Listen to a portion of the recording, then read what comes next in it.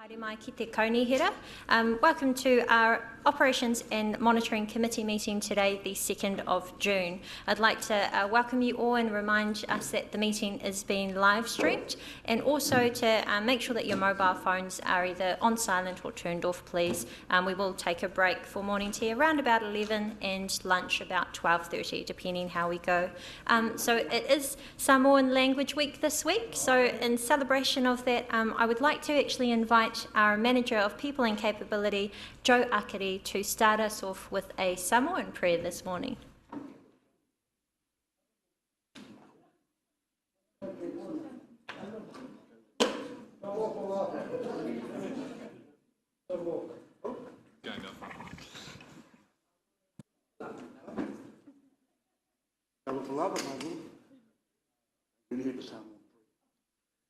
Or just, we welcome you to open up our meeting and just acknowledge that it's Samoan. Yeah, malova, e mo pia no tātou whakafoi levianga, ma whawhatai le tō saupua, ameni.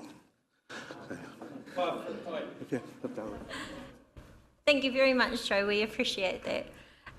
So we'll start off with any apologies. I don't have any apologies. Were there any from the table?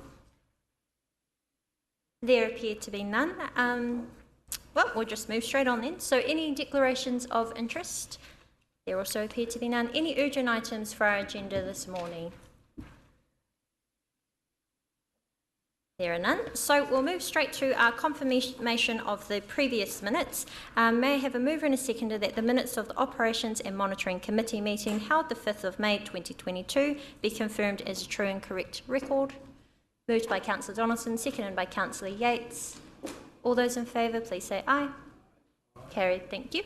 And we'll start with our staff reports and an operational update from our CCO. So we are on page 11 now, and it is my great pleasure to welcome to the table Emma Murray, who is our newly appointed Chief Executive of Infracore, and she will go over the operational update from Infracore Limited. Of course, a familiar face in her previous role as Chief Financial Officer, but we are very stoked to have you on board now as our Chief Executive. So we'll hand over to you. Morena, Emma. Morena, everybody, and thank you very much. I'll just wait for our slides to pop through. It's an absolute honour to lead Infracore moving forward. I'm extremely excited for the future of Infracore and very much looking forward to serving this community as we have done, and really just looking forward to seeing what else we can actually do in our community. John McRae will be joining us, so I'm hoping he steps in at some stage. So yeah, we'll wait to see if John joins us.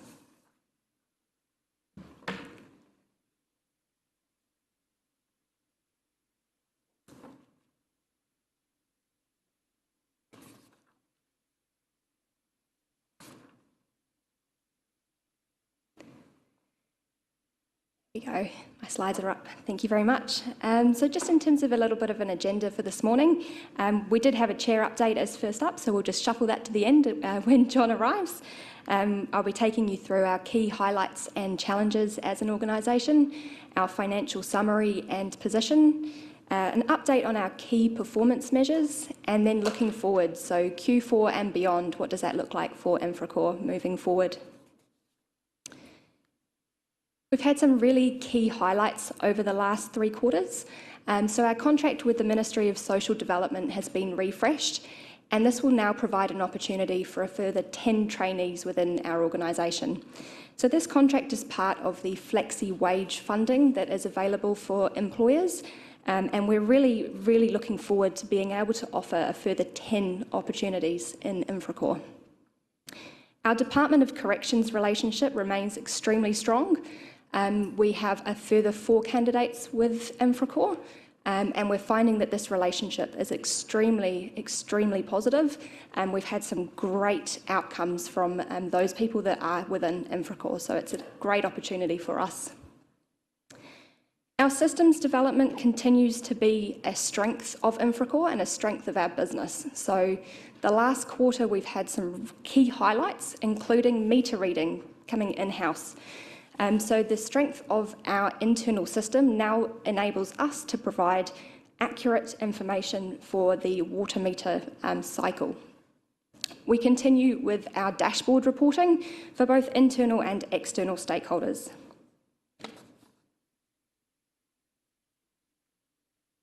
The business optimisation program continues to be the centre of the Infracore business.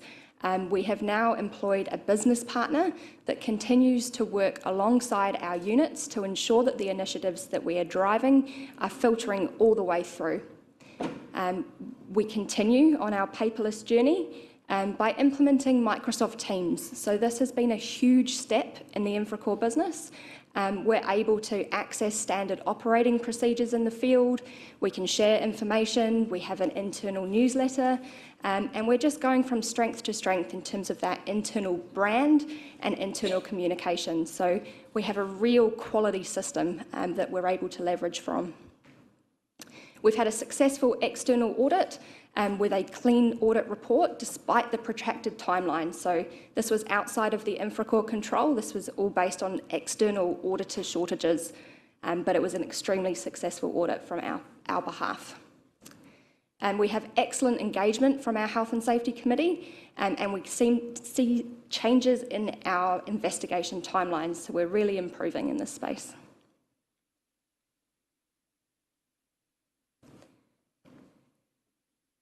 Challenges in the Infracore business. So the impact of COVID-19 continues to disrupt our operations. We've had around 40% of our workforce either impacted directly or indirectly by COVID, so whether that's themselves as a positive case or a whānau member. And it is a real challenge in an operational business. So majority of our workforce are unable to work from home. So we are needing to shuffle our resources, shuffle timelines, and it has had an impact on that. The impact of the Great Resignation, as we all know, the philosophy of people moving away and unable to keep talent continues to rattle the Infracore business. We've seen a number of resignations. We've seen a real struggle attracting and retaining. And it's something that we're really focusing on as we move forward. Along with COVID, we've found that the availability of some plant and equipment has a real timing delay, and this includes our maintenance, our repairs, and we're having a bit of downtime when it comes to our equipment, so it is causing a real challenge for us.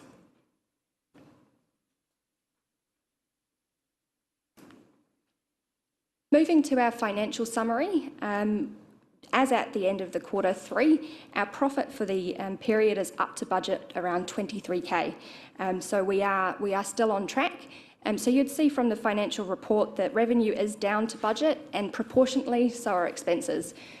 So staff vacancies, reduced costs from that project revenue being unable to be on the timeline as expected has caused these variances.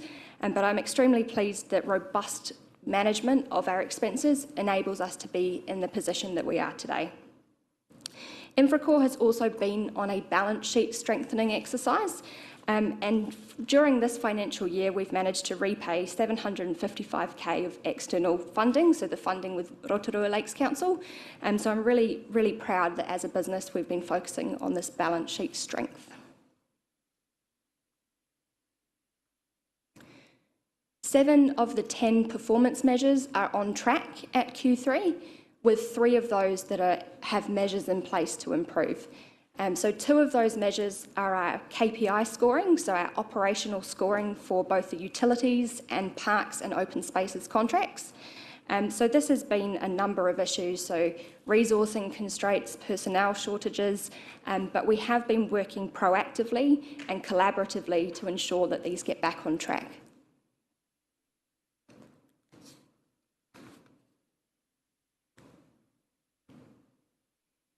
And looking forward to Q4 and beyond, this is the really exciting part for me. It's all about growth. It's about growth and it's about opportunity for our business and for the community. So what does that look like for Infracore? So firstly, it's around capability. It's around making sure that internally we have the very best teams and we develop those teams. So we provide the right training at the right time and provide internal opportunities to ensure we're keeping talent in this region. It's also about externally bringing those desired skills into our business. So not only being seen as experts in the industry, but being seen as experts for what we do and people wanting to work for Infracore, putting their hand up and saying, that's where I want to work when I finish whatever that journey looks like. For Infracore, it's about building capacity, so building scale and robust delivery channels to ensure that we are that expert. Increasing our plant and equipment, increasing the scale of this, and ensuring that we've got it available for bigger projects as they come into the region. And it's also about diversity. So it's diversity of revenue streams, diversity in skill set, and ensuring that we have the right partners alongside us to be successful. So key alliances moving forward is going to be extremely important as we move into the future of Infracore. I might just pass over to John so that he can give his chair update as well. So John, over to you. Yeah, morena everyone. It's always a scary forum, this, isn't it, teams? You know, you've got all these people sitting around and looking very judgy this morning, aren't they? But I just thought I'd give it a little bit of context to, obviously, Ems is sitting here in front of you, and she's done that before as CFO, and today she's here as CEO. And as a board, we're really pleased that Emma's accepted the role, because we see Infracore is taking, again, a new direction and looking at a new phase in its life. And Ems is the right person for that, and I'll explain why. But just before I do that, I just want to really acknowledge Matt. Matt was an awesome CEO for the time and the place that Infracore was at. His style, his leadership was about sort of, making sure that he was able to start changing the culture, starting to lift the culture of the organisation, and actually lead it in a place that was starting to settle the organisation and starting to deliver, quality outcomes. And that was an important phase of Infracore, coming from, where we had been, which was, struggling with culture and place, to, Matt setting the organisation up, bringing in some talent like Ems as well, was one of his recruits, and making sure that there was a team from top to, and working through the layers of the organisation that were actually going to deliver the outcomes that you as a shareholder want. So, he's done a fantastic job of that. And he and I had a discussion a wee while ago, sort of saying, do you want to take the organisation to the next stage? And when I talk about the next stage and talked through with him, it was his decision that he decided that he would actually like to do something different, and that perhaps he wasn't the right person to take Infracore to the next stage either. So that was a really good conversation for everyone, because for this organisation to be able to, grow and build capability, as Ems has just explained there, we actually need a different style of leadership that goes along with that. And Ems brings, intelligence, she brings enthusiasm, she is local, she's passionate. And that's what is needed for the next phase of the organisation. And I do see, and I'm going to be quite ambitious here, and we've said this to Ems, our expectation of her is obviously keep bringing the team together, keep growing the organisation and the culture, but likewise growth. I'd like to see the organisation double in its size over the next 5 years, and actually in capability, actually double its capability as well. Now that's pretty ambitious, and that's going to put a lot of pressure on Ems, but we know she's the right person to respond to that. And she'll do everything in terms of ensuring she's got the right relationships and she's building the right capability within the organisation to actually achieve that pretty heady goal. A lot of that sits in terms of, how we relate, obviously, with you as shareholder and funder, because you've got both roles there, and that's a complex arrangement sometimes. And already, in the short time that Ems has taken the CEO role, we've made some good progress in that space as well.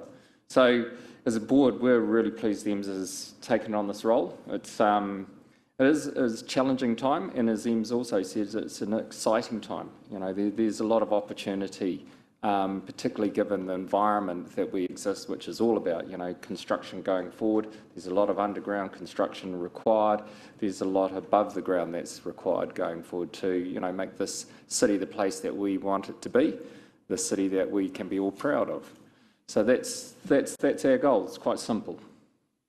So, well done on your first presentation as CEO. Thank you, John. And yeah, just echoing the passion that I feel for this community. I absolutely love living here. I love playing here. I love everything that there is about Rotorua. And I'm extremely excited to lead an organisation that actually aids in our beauty, aids in ensuring that our community is safe. And I'm ready for the challenge, so thank you, John, for that. I'm actually just going to close the presentation before questions with a whakatauki that I found, and I think that it's actually really relevant as we move forward. So, iti rere teitei ka hekatea ka taia. So this is about the rea, the smallest bird in the forest, reaching the tallest tree. And as Infracore, that's our goal. So thank you very much, councillors and Her Worship. I'd now like to open for questions. Were there any questions? And we're from page 11 to page 22. Your Worship.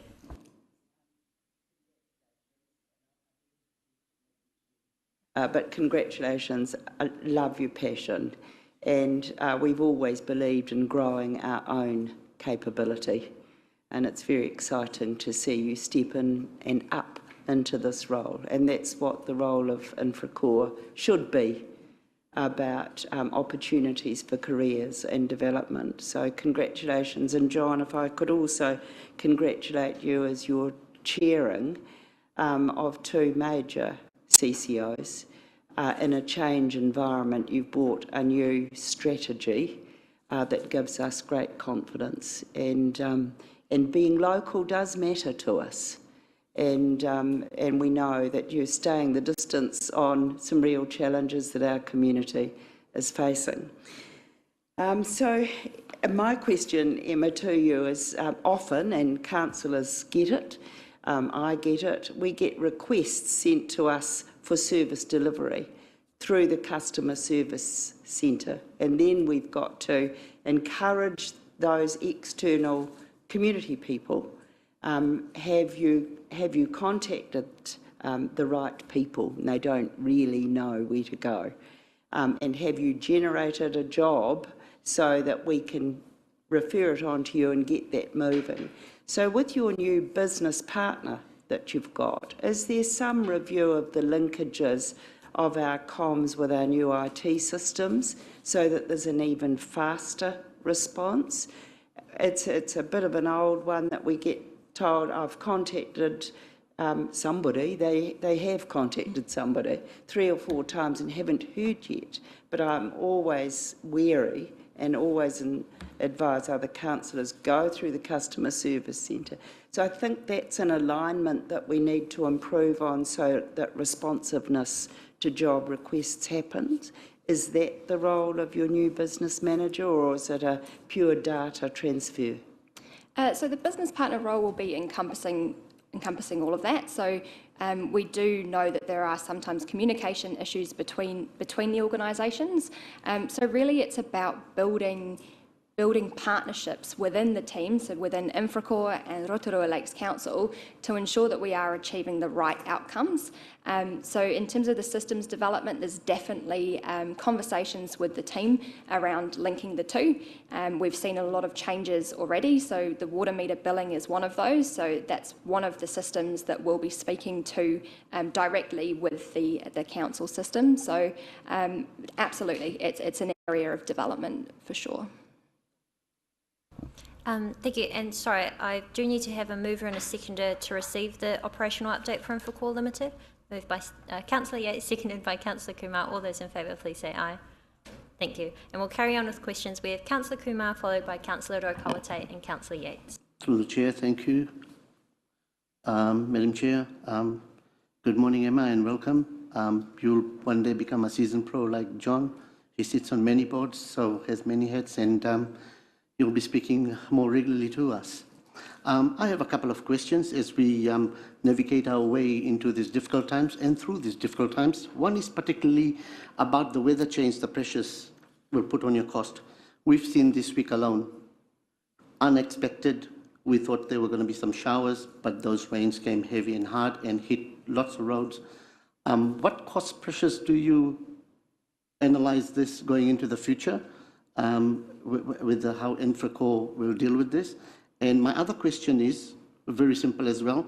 You talk about vacancies, and I know you, with a lot of kudos, has mentioned working with corrections and MSD to bring people back into the mainframe. My question is, and I've asked Matt before this as well, but I don't think I did get a relevant answer. And my question again is, what are we doing with regards to the disability sector?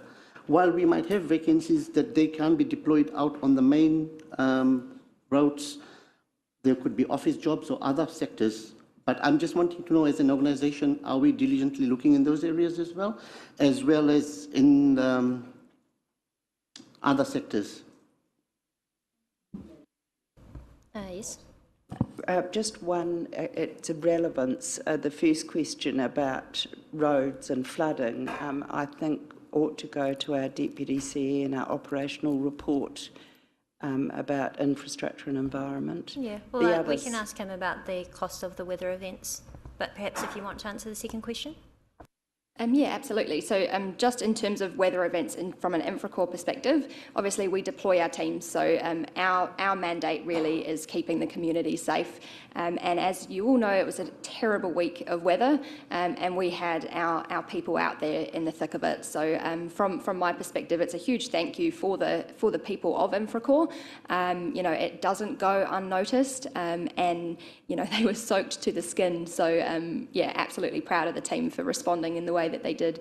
In regards to employment and recruitment strategies, we have a number in play. So absolutely hear you on the disability, and what we can do really to partner in that space, I think, is really important. In terms of other strategies we have in place, growing our own is going to be really important. We need to ensure that people stay here. You know, we don't want talent leaving the region, so growing our own is going to be key as we move into the future. Does that answer your question? Yeah, it does, but there was a point of order raised and you still answered it, so I do appreciate it. I don't think I was grilling you. I just wanted to see what the future outlook was, because you are now taking over. So we just want to know that if Infracore is in good hands, what is the direction? Yeah, absolutely, and that direction is growth. So growth for us is in our scale, in our delivery. You know, cost pressures across the board. You know, council are not alone when it comes to you know, looking internally and ensuring that we are as efficient as we can be, and that's why we have our business optimisation program. And it's really just to ensure that, you know, we're doing absolutely everything we can to be as efficient as we can. Thank you, Councillor Kawateit. Thank you, Madam Chair. Good morning. Kia ora kōrua. John, I think, if my memory serves me correct, I think this is the third or possibly the fourth CEO in 6 years. Everyone came with the same passion as I've heard you speak of this morning, Emma, but it must be somewhat disconcerting for the staff, because everyone comes with a different, every CEO comes with a different idea, changes are made. Again, culture, the embedding of culture is talked about. You know, building capacity, so I'm sure that'll get attacked. But it's really, my interest is really the expansion of the business, and I just heard you allude to that, so I'm pleased that that's going to receive equal focus. But I was interested, or you want to respond to that, John, because I'm sitting here and I'm hearing everybody, you know, congratulating Emma, but I am concerned because, as I've said, I've sat here for a few years and it's been repeat business as far as I've concerned in that regard. Yeah, no. So with the leadership change, there has to be a constant. And one of the things that has been constant has actually been, you know, the board and the board makeup, and a lot of the key people within the organisation. The prior to Matt was obviously Tim. Tim had a different style again, and perhaps not a style that was actually taking the organisation forward, so that was a different issue. With Matt, you know, he was a guy that when we interviewed him, we sort of tongue-in-cheek sort of said, look, you're travelling from Tauranga, we see the challenge, you've got all the skills, you've got all the capability, we see the challenge that perhaps one day you're going to get sick of coming across the hill. And we predicted, you know, sort of 2.5 to 3 years for that. And at that time, the role for Matt was to do exactly what he did do. And he met his KPIs in the way that we expected him, which was to actually start bringing some organisational efficiency within and starting to recruit some people that were coming within the organisation and growing the organisation within. And he did a very good job of that. And now he wants to do something different. The presentation that I did to the staff, you know, and there was a really good turnout when we did the, you know, Matt's leaving the organisation and Ems is coming into the organisations. One of the things that it really did stress was that, you know, our organisation has to be about growing our own. And the workforce shortage that we all face at the moment means that, you know, being able to bring people in from, you know, the side and bring capabilities from different organisations into our organisation is actually very limited now. And it's probably a good thing to one extent that we really have to focus on growing our own. And having Ems do her first presentation to the staff, it was really good to see a couple of things actually. One is that everyone in the room recognised Ems and sort of said, secondly, yes, that's the choice we would have made too. That's an excellent choice of leader. And it's great to have a refresh of leaders within organisations that are growing.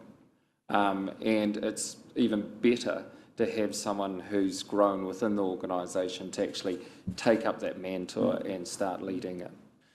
There's no science to leadership. You can't write it in numbers, which is a bit disappointing from an accountant's point of view, but, you know, we would love to do that. Leadership is very much about the person and how they communicate their direction and how they get people to follow them. So, you know, and Ems is, through her career with us, demonstrated those strengths. And it's a big change for her, it's a big change for the organisation, but already she's demonstrated those strengths, that she's got the people following her, and that's the key to it. Thank you for that, John. And I wish you well in the job, Emma. I do have a question, and it is around, and I'm pleased to see that you got the MSD contract, and that was, I think, renewed, so that's great. The contract with corrections for the 4 positions there, are those only while they're clients of corrections, or is there the potential for those 4 to perhaps seek and get work within the organisation as well? No, so it's not just while they're with the corrections, it's opportunities across the board. So we've taken a slightly different approach with the Department of Corrections in the way that we actually recruit through that channel as well.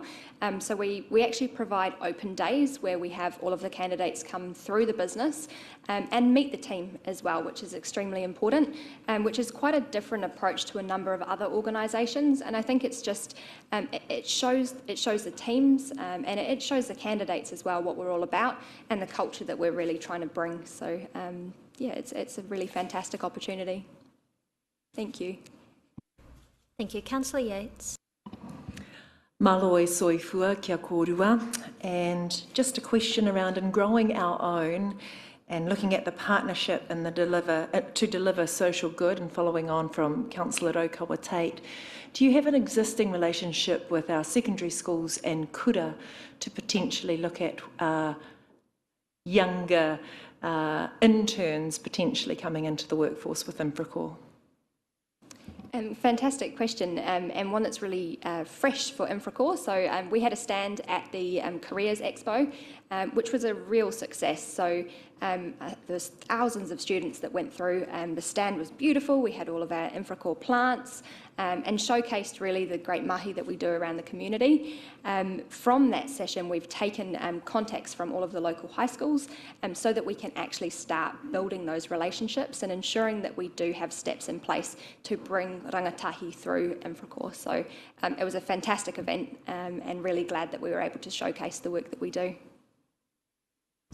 Thank you. Ms. Rothwell. Thank you, Madam Chair. Through you. Welcome, Emma, again, and thank you for your very polished presentation. I'm just interested to know regarding training, does any of your training lead to NZQA qualifications? Great question, and absolutely. So across the board, we have a number of training pathways. We also have a training officer that's going to be starting with us in the next month. And the idea of that is actually to develop our own in-house standards as well, alongside the NZQA, to ensure that we're actually providing the right training to our people. So across the board, horticulture, we've got water reticulation, we've got chartered accountancy. So we really are training across the board. So Thank you, that's great. thank you. And a final question from Councillor Kai Fong. Thank you, Chair. Welcome, Emma. Thank you very much for a very complete presentation about the future direction of Infracore.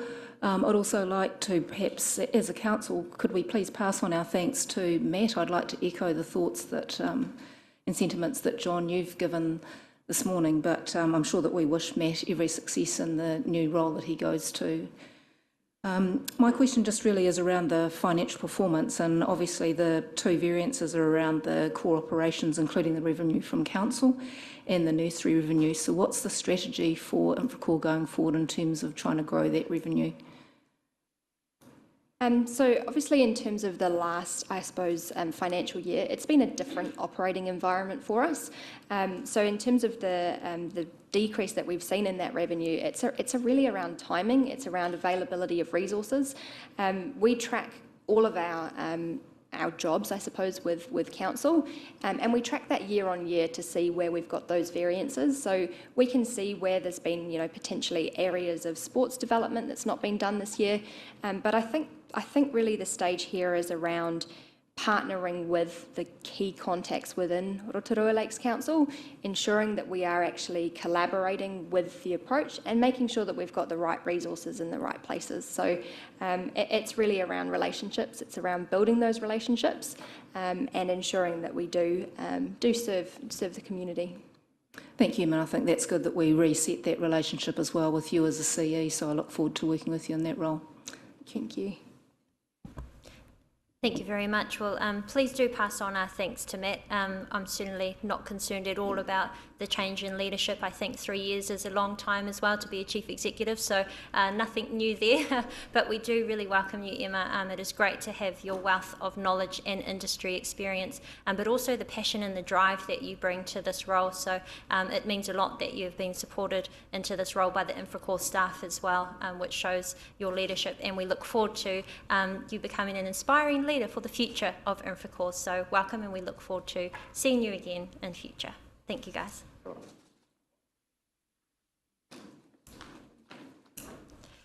Now we move to our operational update from Roshiro Airport Limited, and a warm welcome as well. I believe it may be the first time we've had you in person since your reappointment or new appointment. So warm welcome to our new Chief Executive of the airport, Nicole Brewer.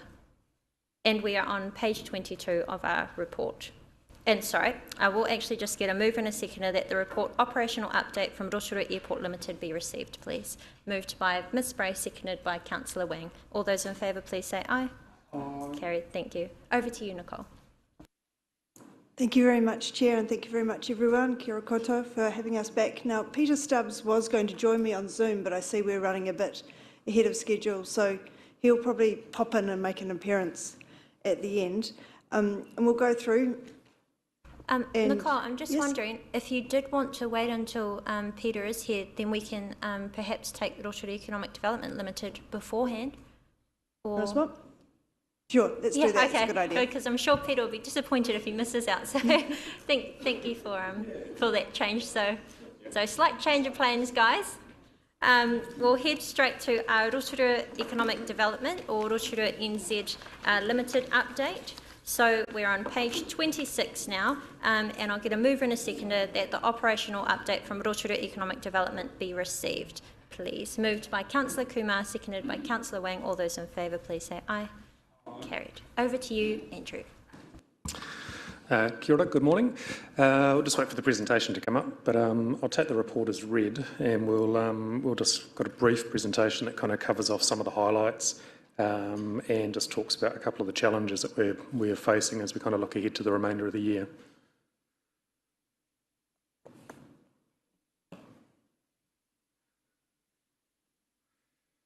So you're probably wondering, we're a little bit bipolar still at the moment. We are still technically Rotorua Economic Development until 1 July, after which time we'll become Rotorua NZ Limited. So we are kind of in that transitional period at the moment. Look, in terms of highlights, there are a couple of things I just really wanted to draw your attention to. The first one was a piece of work that's been kind of going on for a couple of years now. It's a partnership with Datacom, Te Tātou, Toi Ohomai and ourselves, and it's been called Te Manuka. It's about bringing a data centre to Rotorua. Now, there's a flurry of work probably going back 3 or 4 years on this, and it's been on a bit of a quiet burn.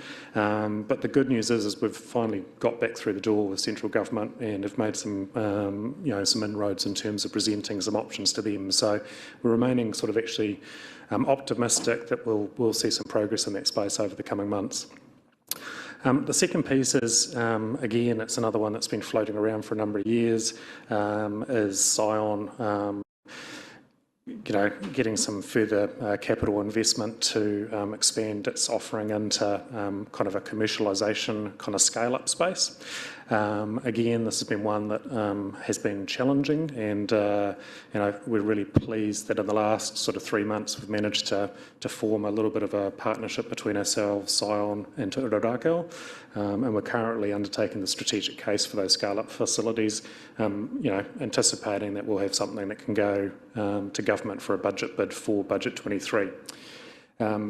Those facilities, they not only is there an influx of investment into town, but they're also, they seed future industries, which is obviously something we're really, looking to drive. A couple of other kind of highlights. Obviously, we've got a Matariki dish challenge underway, so that will be, there's a number of participating restaurants through Rotorua that will be preparing their dish. We've got Pete Petey from, good Te Aroha boy, helping out in terms of providing guidance, and we're really excited in terms of making it an annual event that actually, grows over time and helps to celebrate, obviously, local produce and local dishes. The Rotorua Education Network, so this is probably one of these unsung heroes that sits in our team. We've got a couple of our team, Anne and Norton, who would be horrified that I've mentioned them by name, but they have been beavering away through some pretty difficult times over the last couple of years where, we bring a huge number of school students to Rotorua. They get to, fulfil some NCEA credits in geography, but then they're also sort of out and about and experiencing a number of tourism operations. Those guys have worked some wonders in terms of actually rebooking and cancelling and rebooking and cancelling over the last 2 years, but what we're now seeing is everyone's coming in a flood, and so terms 3 and 4 are going to be exceptionally busy in terms of school kids and youth coming and visiting Rotorua. The Business Confidence Survey, so we've partnered with the Chamber to deliver our own Business Confidence Survey. We've kind of found that in the past a lot of our data is it's either done at a Bay of Plenty level or it's a national level, and we've kind of missed that kind of richness in terms of what's happening at a local level. You could think of it as the kind of the mood of the boardroom type survey that the Herald runs on an annual basis. We've received the initial results and we're just working through obviously a launch for those, which you'll see over the next couple of months. As indicated in the report, our budget's broadly on track. We're confident we'll be there by the end of the year, but that, as that second kind of point says, it has been really tough from a trading conditions perspective. Certainly the Auckland lockdowns and Omicron wave and other things have kind of wreaked havoc in terms of trading revenue through, particularly through our eyesight operation.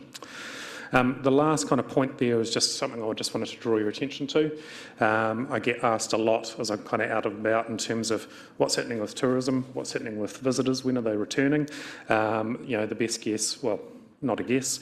The best understanding at this stage is that we'll start to see, visitors returning in volume later in the year, probably October, largely driven, at the end of the day by when airline connectivity and capacity actually starts to scale back up. Anyone who's tried to book an overseas holiday at the moment or tried to get to Europe will be kind of aware of what the challenges are in terms of trying to get a seat. What we have seen in the meantime, though, is we've been really active in the Australian market.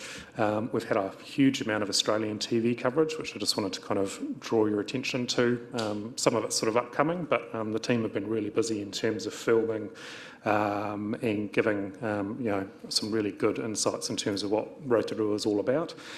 Trail Towns is one that was here filming during April.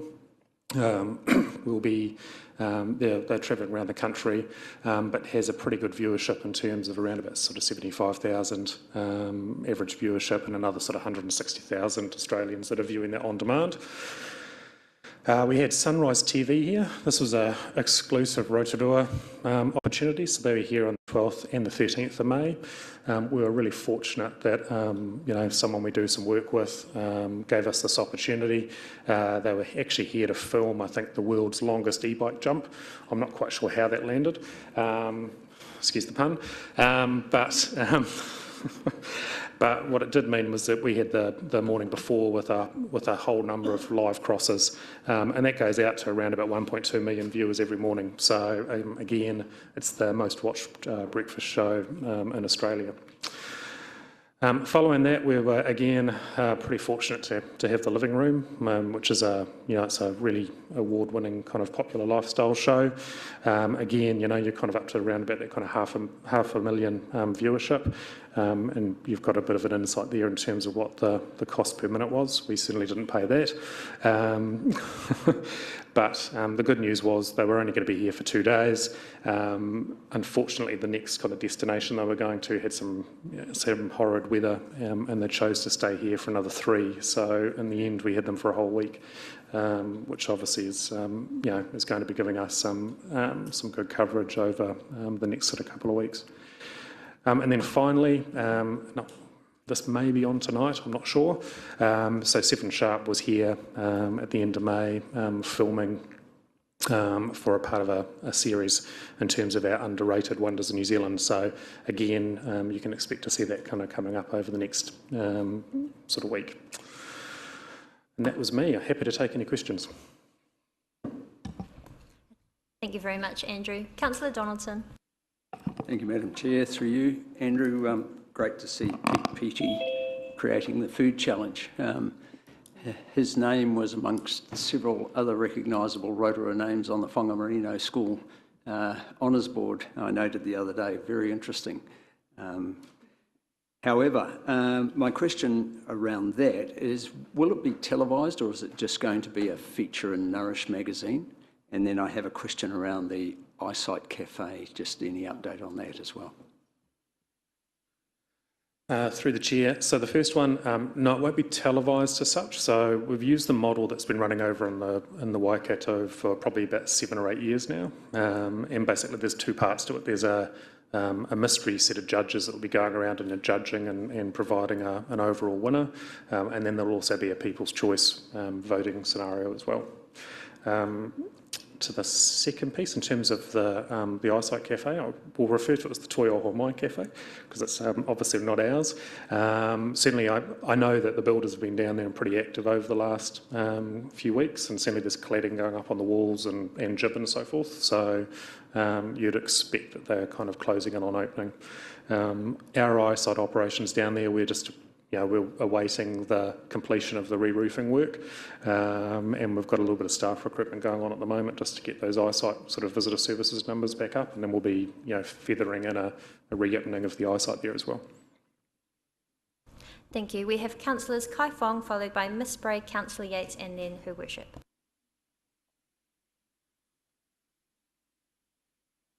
Sorry, Councillor Kai. Oh, sorry, no, we'll go to Miss Spray. Kia ora, Andrew. So my question was about the roof. Do you think it'll be completed by mid-June? Look, we're certainly hopeful. My understanding is the roofing contractor broke his wrist. And so hence there's been a bit of a delay in terms of them getting back on site. My understanding is they'll be back next week. And so fingers crossed they'll whip through it pretty quickly following that.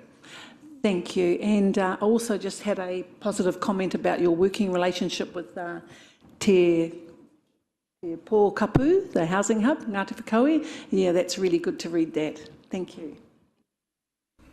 Thank you. Councillor Yates. Through you, Madam Chair, me mihi kia kōrua. Fabulous work there, Andrew, o tira koutou koto puari. I'm really pleased to hear about the Rotorua Education Network because it has been a passion of mine for decades now. So it's neat to hear that they're still bubbling away. Now, are our tourism providers up for the challenge at the moment? That's my first question.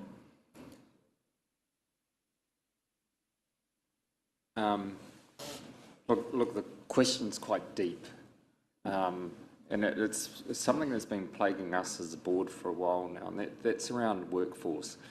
We'll do everything we possibly can to, stimulate revenue back into the tourism sector. And we've got to keep this in context too. So we as an organisation, when we're talking about economic development, we've got a multitude of sectors that we're looking at in terms of making sure that our economy is actually trying to do the best that it possibly can, whether it's in primary sector, whether it's in forestry, whether it's in professional services, right across the board. We've got that sort of level of responsibility to stimulate the economy, and that's a good thing because we don't want to be just a one-trick pony where as a town you might relate this to another town where you've only got one source of revenue, and when that disappears you're in a lot of trouble. So going back specifically to tourism, because it is a time and place, and the time and place is now that we're actually going to see some revenue coming back into the city that can actually start stimulating our workforce, our capital investment, and all the rest that is us and has been us for many, for a century or more. But the reality is, through what we've gone through, the tourism sector has been decimated in terms of, workforce. There is not one service provider out there in the hospo that is got their full complement. There is a desperate shortage of people to actually come into this community, want to come into this community, and actually come through and really be a high-performing part of what we want, which is a high-performing tourism team, if you're thinking about the whole team. So it's a huge challenge for us. And it's not going to go away quickly. What we can hope for is that the stimulus that we create from the activity that we do in terms of revenue stimulus actually enables that sector to actually start building capability, investing in capability, but it's not readily available, and it's certainly a discussion we've been having at ministry level to try and get some support there, long-term support as well as short-term support. So short-term is about immigration, long-term is about growing our own again. Same thing as with Infracore. And more we can do in growing our own and having the education systems, taking our early rangatahi into the sector again, giving them really good skills, the more likely we are to be sustainable if there's ever another event again. So those are all strategies that we're trying to put in place. We don't talk too much about it at this table, but there's a lot of mahi that goes on in the background to try and create that. We don't want to be in a position where we're over-promising the sector that we can actually solve this problem, because we don't have a silver bullet. We all have to work as a team in the tourism sector to try and solve this ourselves. And the thinking is evolving around that as to how we actually do that, because it's not a small problem. Look, I really appreciate your answer in that, John, because obviously in order to get tourism up for us as well, it's about education for me. It's about ensuring that those that are coming into town understand our story, understand our culture, and ultimately understand our people.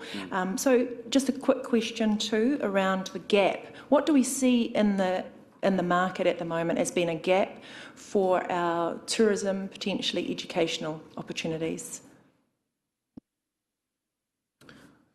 Look, that's a really good question. I think it's one of those ones that's actually long-standing. It goes back pre-COVID, that if you actually go back and have a discussion back with high schoolers and kids, and career guidance counsellors, there wouldn't be too many career guidance counsellors that would recommend a career in tourism, I can tell you now.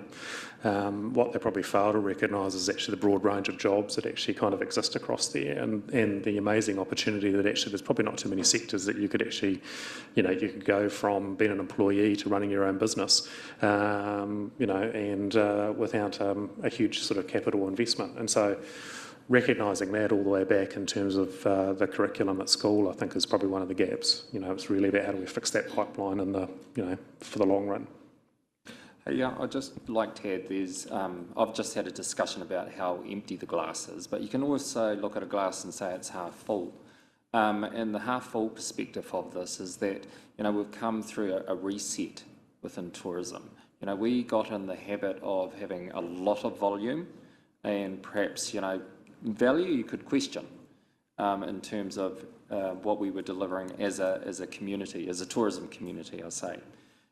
This is an opportunity for a reset in that we can think about value tourism. And I don't mean just high values of money, but, really portraying our values as to who we are, what we are, to the external communities, and actually make sure that when we're growing our product, that we actually have that foremost in our minds, that this is about the value that we are and what we want to deliver. And think about smaller volumes. And start thinking about, what is the product that we can do with that in mind. And we've had a lot of those conversations with, a lot of providers, but I think there's also education required around our owner community as much as anything else, as well as our workforce community.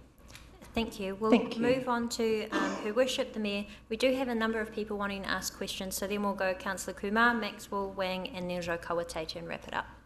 Your Worship. And thanks for the update. Good to hear that Te Manuka is moving, albeit it's very slow, but it is moving. Thanks for that. I was interested in your meetings with developers about expressions of interest for the inner city. Was there anything that was exciting that emerged there, or any opportunities that we hadn't considered in our own inner city development project? The short answer will be yes. There's a couple of opportunities we're still pursuing. They're still very much at kind of concept stage. So, look, as they start to firm up, we'll think about how do we, when's the appropriate time and format to bring those back. And one more question. With the innovation that I see you've moved to into that digital and film space, which is incredibly exciting, have we moved along with any of the opportunities that have arisen from MB about end-to-end booking systems for tourism? Because we're pretty smart in that digital space.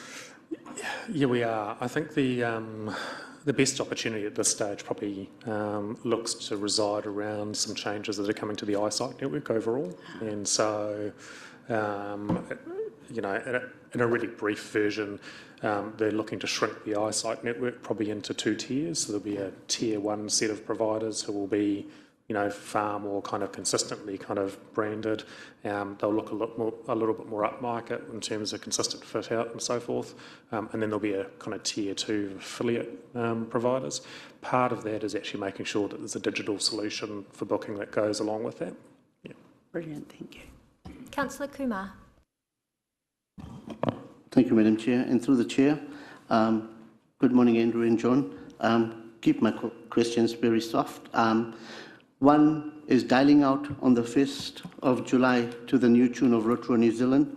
Are we looking to, because we are still the old head of Rotorua Economic Development, have we approached big industries to come and settle in Rotorua somehow? Are there opportunities so that they can come over here, invest, and get new trade going?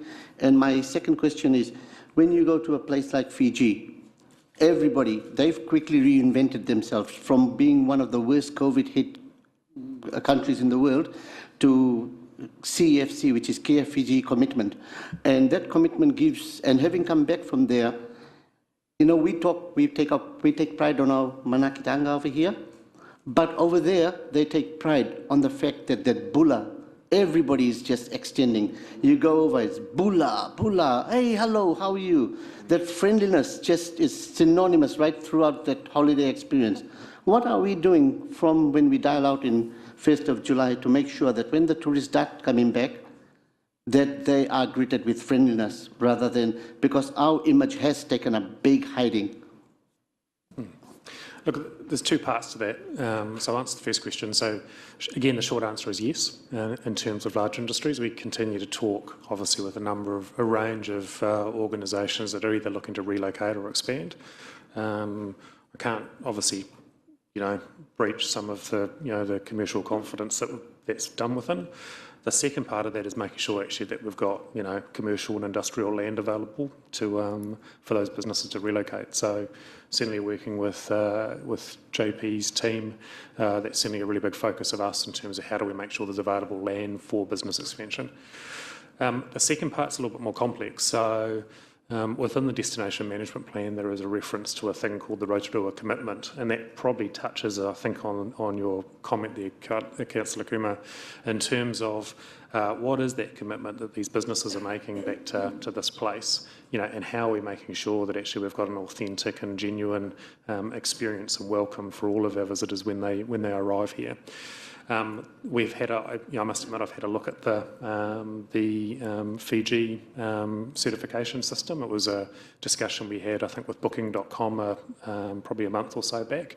The complicating factor for us is much easier to achieve at a national level. And at the moment, one of the things that's kind of a bit confronting is we've got a whole range of national kind of schemes that do various certifications and so forth. And I think talking with a lot of our local providers at the moment, the appetite to add more compliance costs or more, more burden on top of them is not something that they're particularly attracted to. What we're trying to do is make sure that actually when we talk about Qualmark or we talk about some of these other systems, that actually they recognise within them that there should be a little bit of local, customisation that we can do, that we can actually take a Rotorua portion and then kind of nest it within the Qualmark framework. A lot of the thinking's been done. It's just now really about trying to find the right time when people have kind of got their heads back above water, where we can actually start to drive that work forward. Thank you. Councillor Maxwell, followed by Councillor Wang and then Rokawate. Talofa lava, Anaru and John. With the world's borders opening up now and many opportunities are there for Rotorua, especially in the movie industry, and I see where you've commented regarding discussions over possible potential investment opportunities through possibly Waiariki film studios. Are you able to disclose any things from that opportunity to us, or was it early days? Oh, look, that stuff's not stuff that you ever want to talk about until you're pretty certain it's kind of signed and sealed. Absolutely in blood would be the advice I'd give back on that. Look, most of our work in that space is just making sure that actually, Waiariki Film Studios has got a sustainable future, and that actually you can kind of see a path forward that looks a little bit more concrete and certain for the next sort of 3 or 4 years. And I think, beyond that, the film piece will be bigger than that again. So it's just kind of trying to step through that in the right order. Thank you. We'll move to Councillor Wang. Thank you, Madam Chair. Thank you, Andrew, and thank you, John, for the presentation. My first question was just kind of following on from Councillor Yates' question on the workforce shortage. Do we have the numbers pre-COVID of the makeup of, the working holiday visa holders and, working visa holders pre-COVID of the makeup in Rotorua in this industry? And is there any hope, hopefully in the near future, that these shortages will be alleviated now that those application processes are opening up again? Look, we won't have the data specifically on that. we have data in terms of what the loss of jobs was around that kind of COVID time. I think the other thing to reflect on, particularly for, as John kind of alluded to in terms of the hospitality sector in particular, we had a lot of students there. And so it was a lot of overseas students up at Toihohomai who were studying, who were then kind of working as well and would transition into jobs in the hospitality sector. If you go and talk to, Toi at the moment, that part of the school has been decimated. There's a very, very small number of students up there that are studying hospitality or chefing, and that's obviously the big concern, and it's what has actually really kind of generated some of that kind of gap at the moment. In terms of the working holiday visa holders, look, New Zealand has gone out with a campaign around that. What I'd say is it's very, very, very competitive globally for those people. There is no shortage of countries around the world that are actually looking to try and capture them. Australia are definitely after exactly the same lot of people. And so I think if people are presuming that that will be a solution, for all of our woes over the next sort of while, they'll be kind of sadly, mistaken. Thank you. And my second question was just around, again, pre-COVID, there were a lot of in-person meets and expos and that kind of stuff going on to really try and push what we do, the Rotorua message out there. Now that this travel has started back up, and I know Australia and the US and that market, has that kind of kick-started back up again with the meets with the outbound tour operators, etc.? Yeah, that certainly has, both from an onshore and an offshore perspective. So we've had staff over in Australia already, and certainly we'll be lining up staff for the US and UK over the next sort of 2 to 3 months. Thank you. I'd just like to also point out that the workforce challenge isn't just us here in Rotorua. This is global. So I was talking to some outbound operators who were in New Zealand at the time, and they've got the same shortage. They are desperate for people to come into the workforce. So the tourism sector across the globe is actually going to be really pushing hard for talent to come back into the organisations. And as I said before, I'm probably a bit repetitive here, but we really do have to focus on growing our own talent. And I think we've been a little bit remiss in the past. We've sort of taken the easy road, which is not putting too much energy in there, but looking for others just to come into sideline. We really need to focus on growing our own talent and lift the capability more so than pre-COVID. We need to really lift the capability so that this is an organisation that brings in serious revenue, but also pays well to the people who want to participate in that industry. And it pays well because they've got a lot of capability and skill. So we need to match it all up and lift our game right across the whole of the community. Now, we're having conversations with Queenstown on the same issue, because if, as a country, we can actually lift our game in terms of our capability, our skill, and more importantly, the product that we deliver, then people across the globe will see that value, be willing to pay for that value, and it lifts the whole game in terms of what can be afforded in terms of talent and capability. So it's a tough game. But as I said before, the glass is actually half full here. We've got an opportunity to do something different to pre-COVID-19, where we were locked into a volume game. And we've had these discussions with Minister Nash, so hopefully it's starting to filter through at all levels. It's going to be hard to resist, though. We are going to have the situation where we're going to have people talking about volume and beating down price. That's the way it happened in the past, and that's the way it could happen in the future. So it's about us having that sort of level of resilience as well, to be able to say no when we need to say no, and say yes to when we need reinvestment. Thank you. We'll go to the final question with Councillor Rokawate, and then we'll move on to our airport. Thank you, Madam Chair, and I couldn't agree more with you, John. It is rather a shame, though, that COVID has probably forced us to address the fact that we are a low-wage economy, etc. But my concern really is for the SMEs currently in Rotorua, because all we ever hear is, build back better for tourism, and that's my real worry, that we will not be able to lift ourselves above the benchmark, which has always been tourism.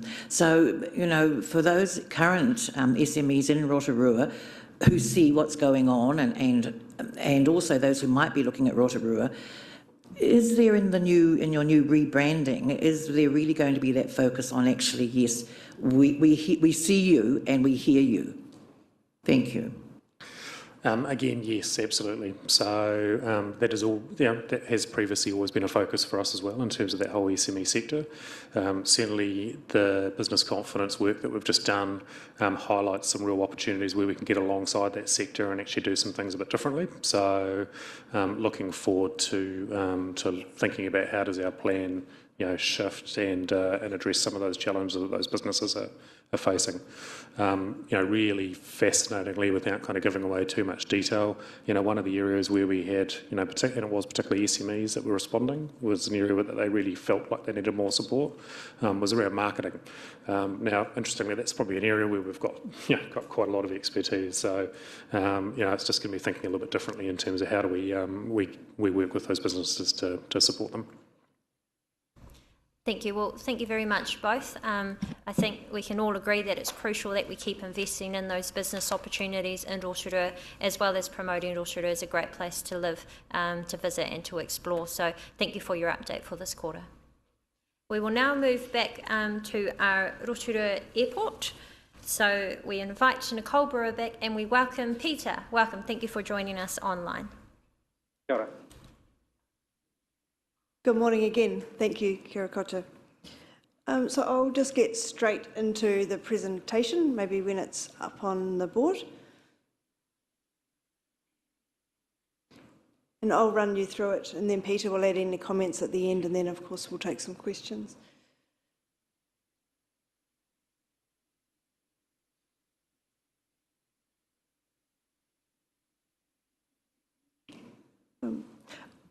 I'll just start. Oh, there we go.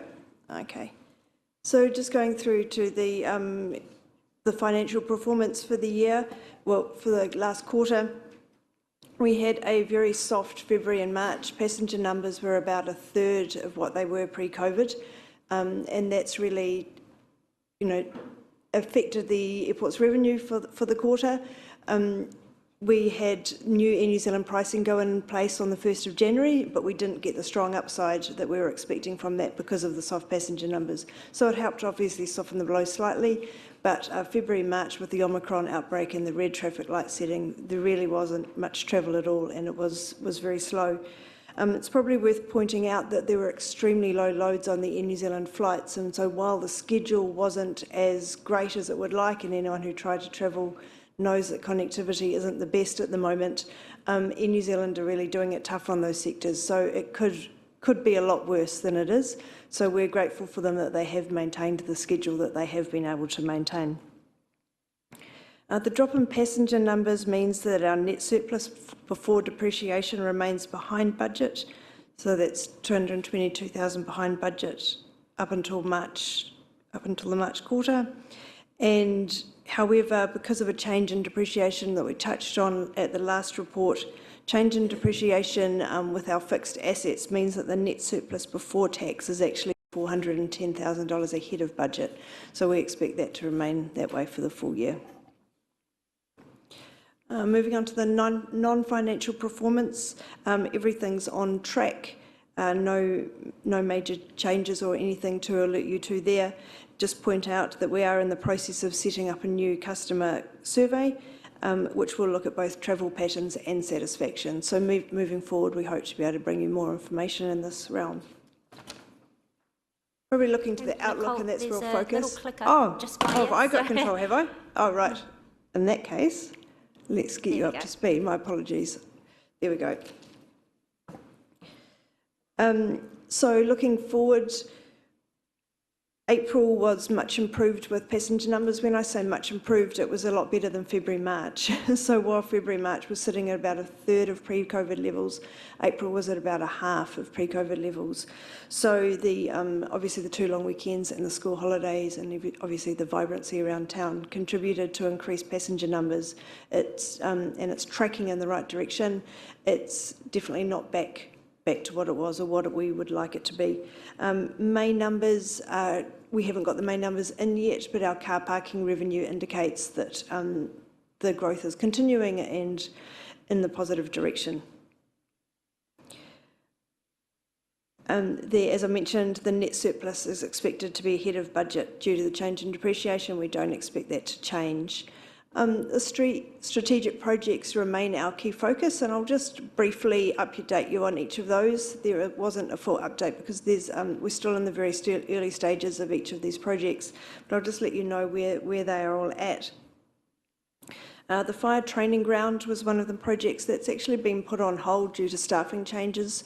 So there was a lot of IP with Logan Charters Leahy, who is leaving us next week.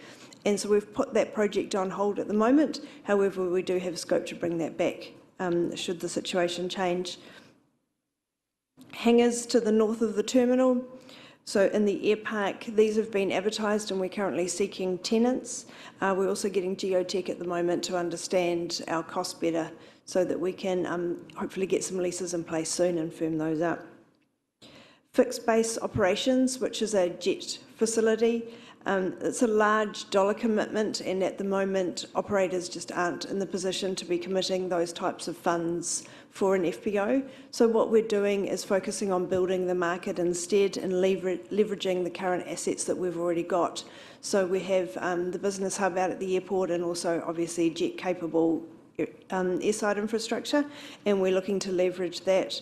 Swissport are a jet handler that handles private jets coming into New Zealand and Auckland. They're coming down on the 30th of June, and I'm working with Red to put together a bit of a day to showcase Rotorua for them, and so that they can help us sell Rotorua to the world, and particularly to that particular market, that high-end market.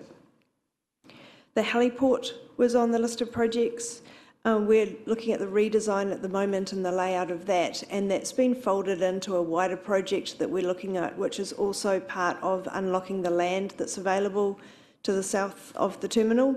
And we're doing a master plan at the moment at the airport as to how we can reconfigure it or better utilise that land to ensure that we get out of it what we need to now in the near future, but also don't constrain ourselves from an aviation perspective in 20, 30, 50 years' time. So there's a master planning project going on at the moment, and the heliport is bundled into that along with the land. Obviously working with Rotorua Lakes Council as well to have it, and Stavros to look at the roundabout and how we can get that ahead as part of a collaborative project. It's been burning in the background for a long time. I see some nods, but that's still definitely a focus, and that's been focused on at the moment. Retail was the final project. We've got designs and costings, and we're working with Red on the next stage of how we can take that through to feasibility and get some customers in there.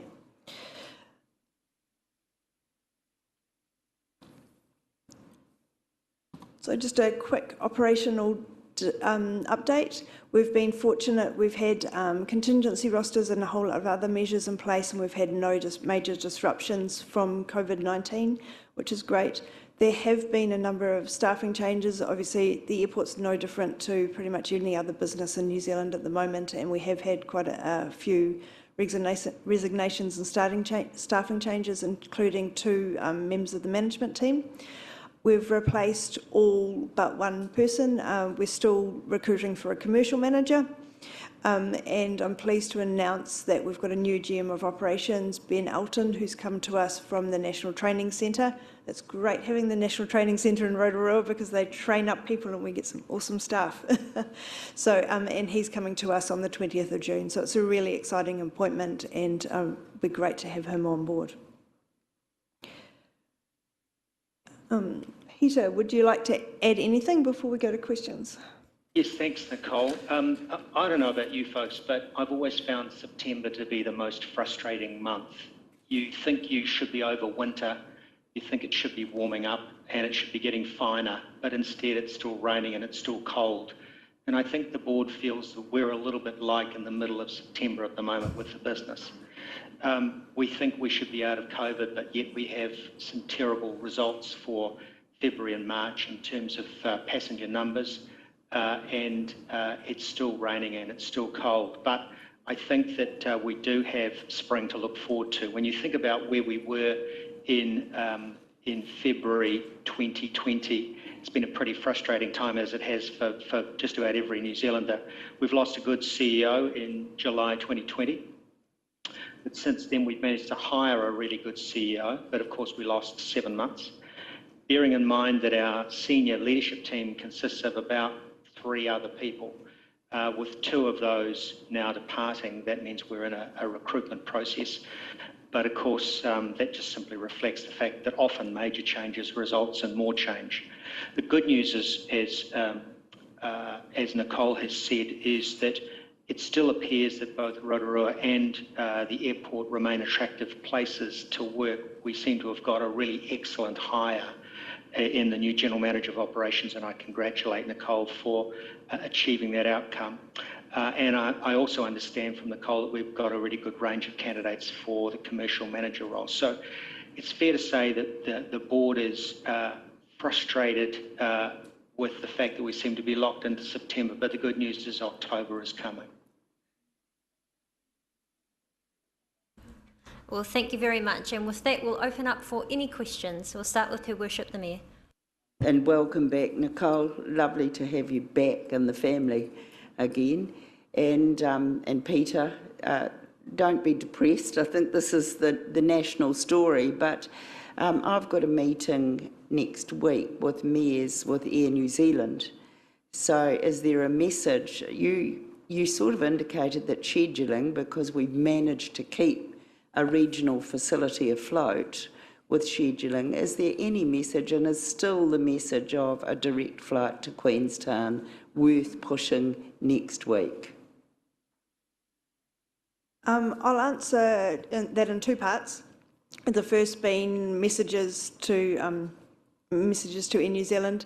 I think the main message for us is that we need to keep talking. We have been engaging, and Air New Zealand have been great. I do engage with the network planning team and the revenue management team. We need to just keep being flexible and keep trying and keep pushing those passenger numbers. And whatever the airport can do to support that, I've made the offer to Air New Zealand many times. We will do that, and we have got some things in play that we will pass information back to Air New Zealand. So. No one strong message. As far as Rotorua Queenstown goes, I think we need to refocus that and look at Rotorua Queenstown as a long-term goal and think about the steps that we need to take in the shorter term to get that. And unfortunately, you know, we talked about this 6 years ago, and I think the plan still hasn't changed. Unfortunately, with COVID, we've just taken a step back slightly on the plan. For me, the number one and absolutely not negotiable is we need to focus on Rotorua Christchurch. So getting a really strong Rotorua Christchurch and building all our sectors, not just Rotorua Christchurch, but that is one of them, is key to ultimately getting us where we want to get to. The next step after that would be to get jets back onto Rotorua Christchurch, and then once we've got that, then a Rotorua Queenstown further down the track once that's established is viable. But I think the focus needs to be on growing what we've got at the moment, growing our existing assets, getting them really strong. As I said, in New Zealand really suffered in the last few months. And we need to be doing everything we can to support the existing flights that we've got and helping grow those, with the goal of strengthening Rotorua Christchurch, getting to jets, and then getting to a Queenstown further down the track. Thank you very much. Councillor Donaldson. Thank you, Madam Chair. Through you, kia ora, Nicole. Good to see you back.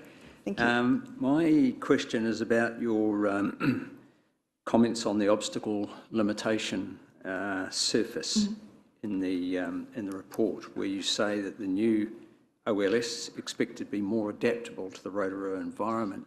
Can you expand on that? In the past, we've had a bit of fun with the odd tree sticking up here and there. So is this going to be good news for the viability of the airport going forward, or what? Yes and no. I think there will be some parts where the obstacle limitation surface, it's very early stages. Maybe if I just go back a step and say that it's very early stages. ICAO have come out with their final guidelines for consultation of what the obstacle limitation service should be, and then that needs to go through CAA. CAA need to interpret it for New Zealand, and then it comes through. We, have alluded to, have some fun with the OLS out at the airport. And we also have quite challenging terrain compared to some other airports in New Zealand. So we have actually put our hands up with CAA and Narrowpath to say, hey, look, we'd love to be a guinea pig and work with you on how this new OLS gets interpreted into New Zealand, because we think that there are benefits for the airport and for Rotorua. There will be, from our initial look at it, there will be some aspects such as the hills up, if you're up to the right if you're heading out to the airport from town, that can be taken out. So there are forestries and so forth up there that we could potentially cut that part off, because you don't fly out there at night or without, on instruments anyway. But in terms of immediately around the airport, there may not be too much change, but we're still working through that, and I don't have exact details on what that will look like yet. So I think it'll be a bit of both. It's definitely not expected to get worse, that's for sure. Thank you very much. Councillor Kumar. Thank you, Madam Chair. Good morning, Nicole. Nicole, just a couple of questions. One, surrounding the leases that we've got. As Peter has alluded, there's been some cold Septembers, and from the time, because the numbers are low, how do we manage our leases so that they are sustainable?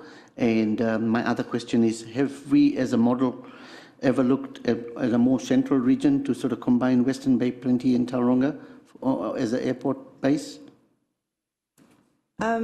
So in regard to the leases, so we're working with our tenants all the time. We're actually going through market rent reviews for quite a number of our leases at the moment, and that's resulted in a lot of conversations about how can we work with you to get a sustainable outcome for everyone. Obviously, it's absolutely no interest for the airport to be pushing anything to the detriment of businesses. We want businesses on the airport and in Rotorua to grow and to be profitable and sustainable.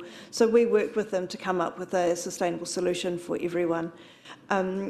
With regard to the bigger picture about a Bay of Plenty airport, I take that's what you're asking. I haven't personally been involved in those conversations. I think there have been conversations in the past at different levels, but I haven't been part of those conversations and aren't having any at the moment with anyone around that. Well, thank you very much, Nicole and Peter. There appear to be no further questions, but we thank you for your report on this quarter, and thank you, Peter, for joining us online. Thank you. What I'd like to suggest now is we take a short break and we return at 11 a.m. And we do have our Regional Director of Kāinga Order, Darren Toy, here, so we'll go straight to him when we return at 11 a.m, please.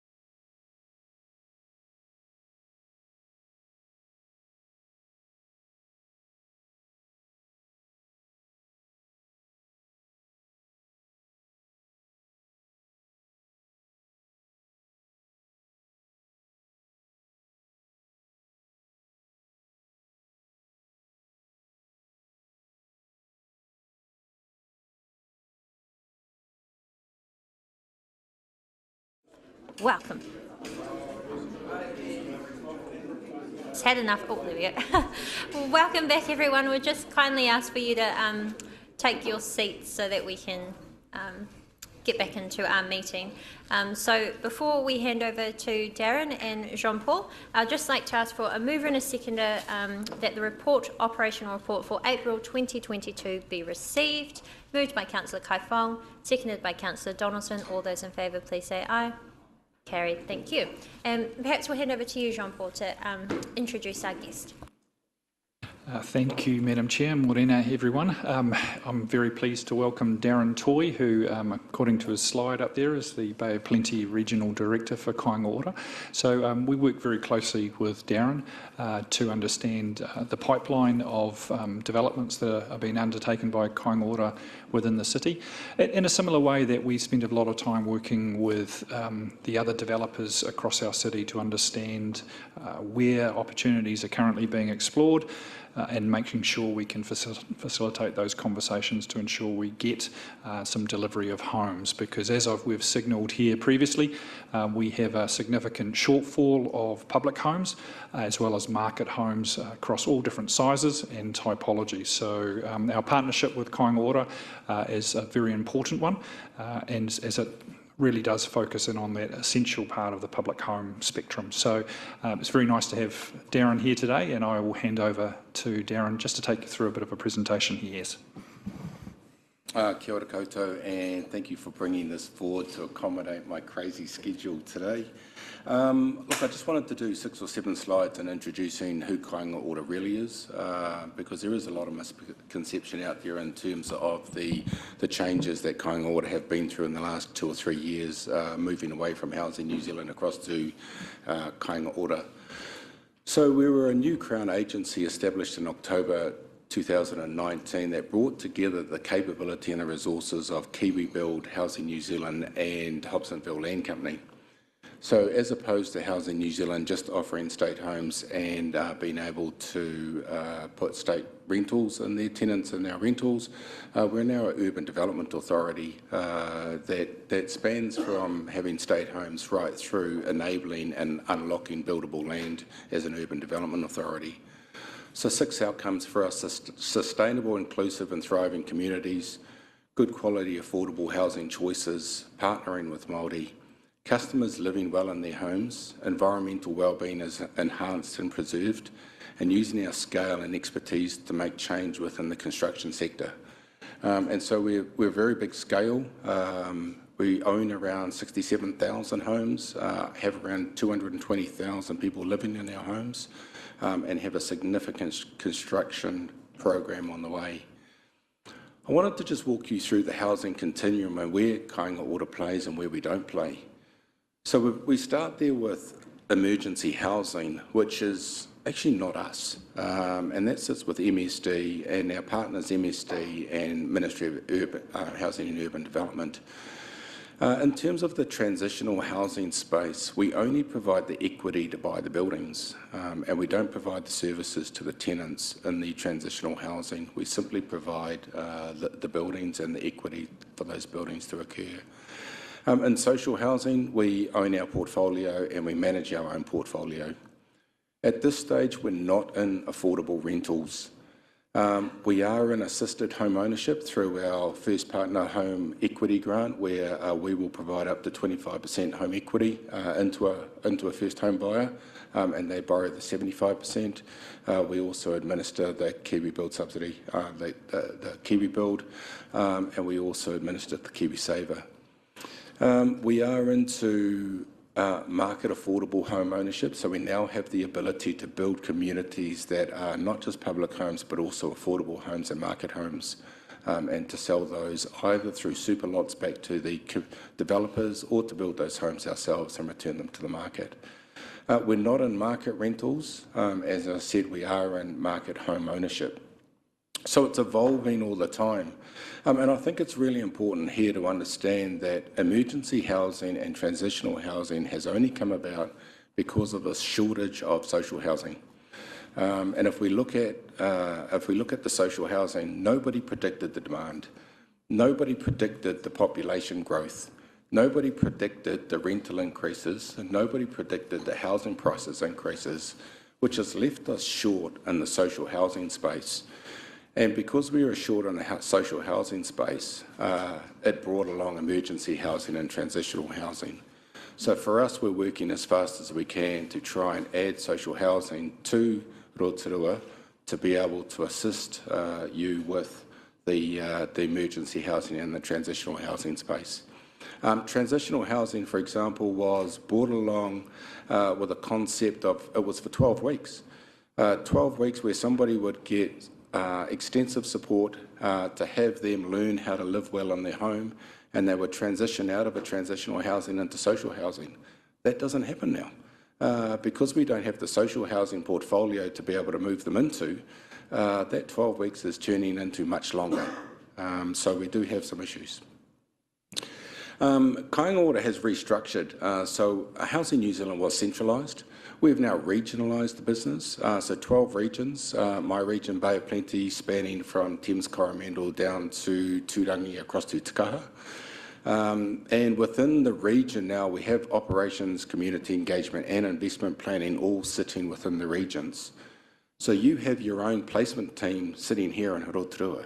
You have your own housing support managers sitting here and living in Rotorua. You have your own investment team living here in Rotorua. No longer are these teams centralised and come from Wellington or Auckland. We have decentralised and regionalised it so that we have much more people living in the communities that we serve. And then we get support from centres of expertise such as construction. So our construction teams are based out of in Auckland because they have all the expertise, but the regions drive what we want to deliver and how that is delivered.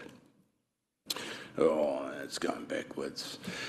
We've also changed the way that we support our customers to live well in their homes. So we've introduced a placement team, which is we do much more now intensive interviewing with tenants up front to understand their needs, to ensure that the right person, the right whānau is placed in the right home at the right time. We no longer just take them off the top of the list, and we really do some work in that placement space.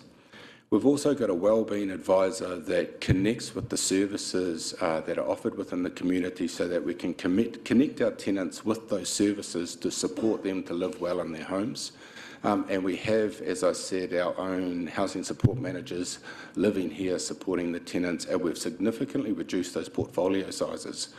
It wasn't that long ago, 4 or 5 years, that a portfolio size would be 400, 450 homes per tenancy manager. Now they're around 100. So our teams have much more time to spend with those whānau and get them the support services that they require. And we want to build strong partnerships so that our customers can understand the options available to them. We're into better building. So we've actually won multiple building and architectural industry awards. We build to a 6-star Homestar standard, which is a minimum for us. We're into multi-proof designs to speed up consenting.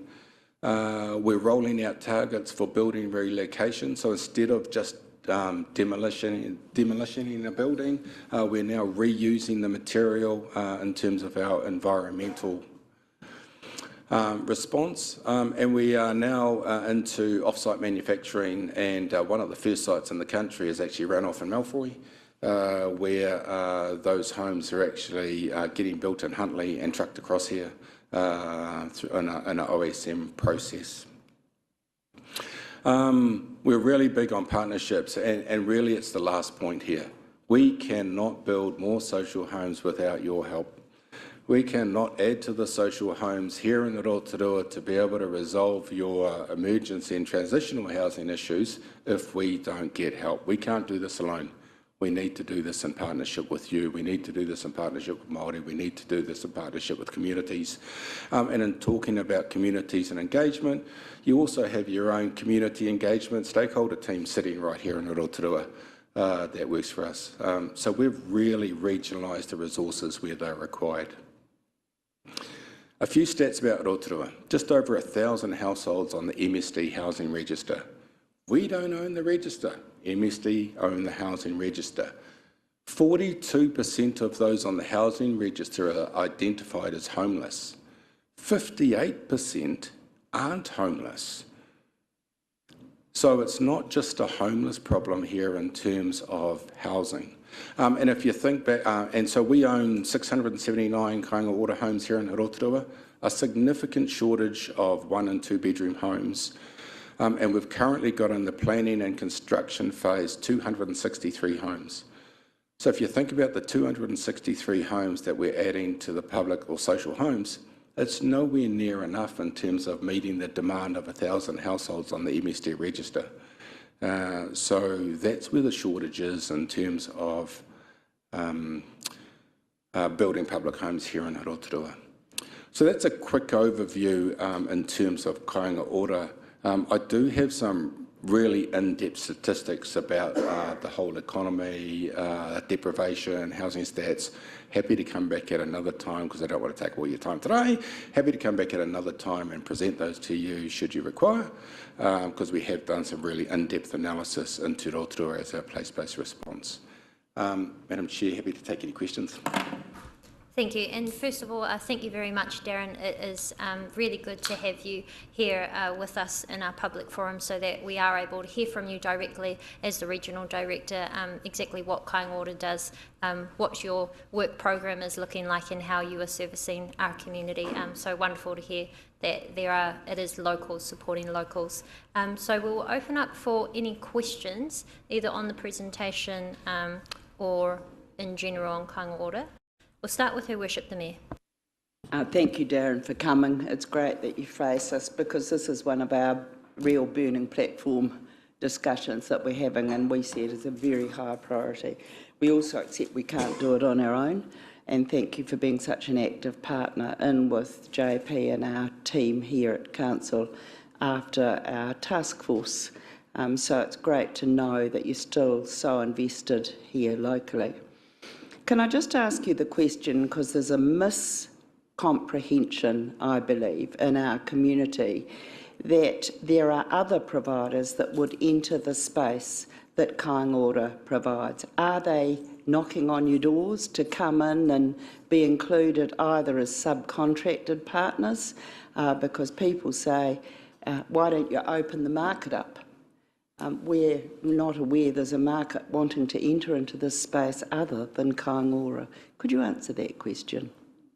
There are some small providers that are knocking at our door, but nothing at the scale that's required to solve the problem.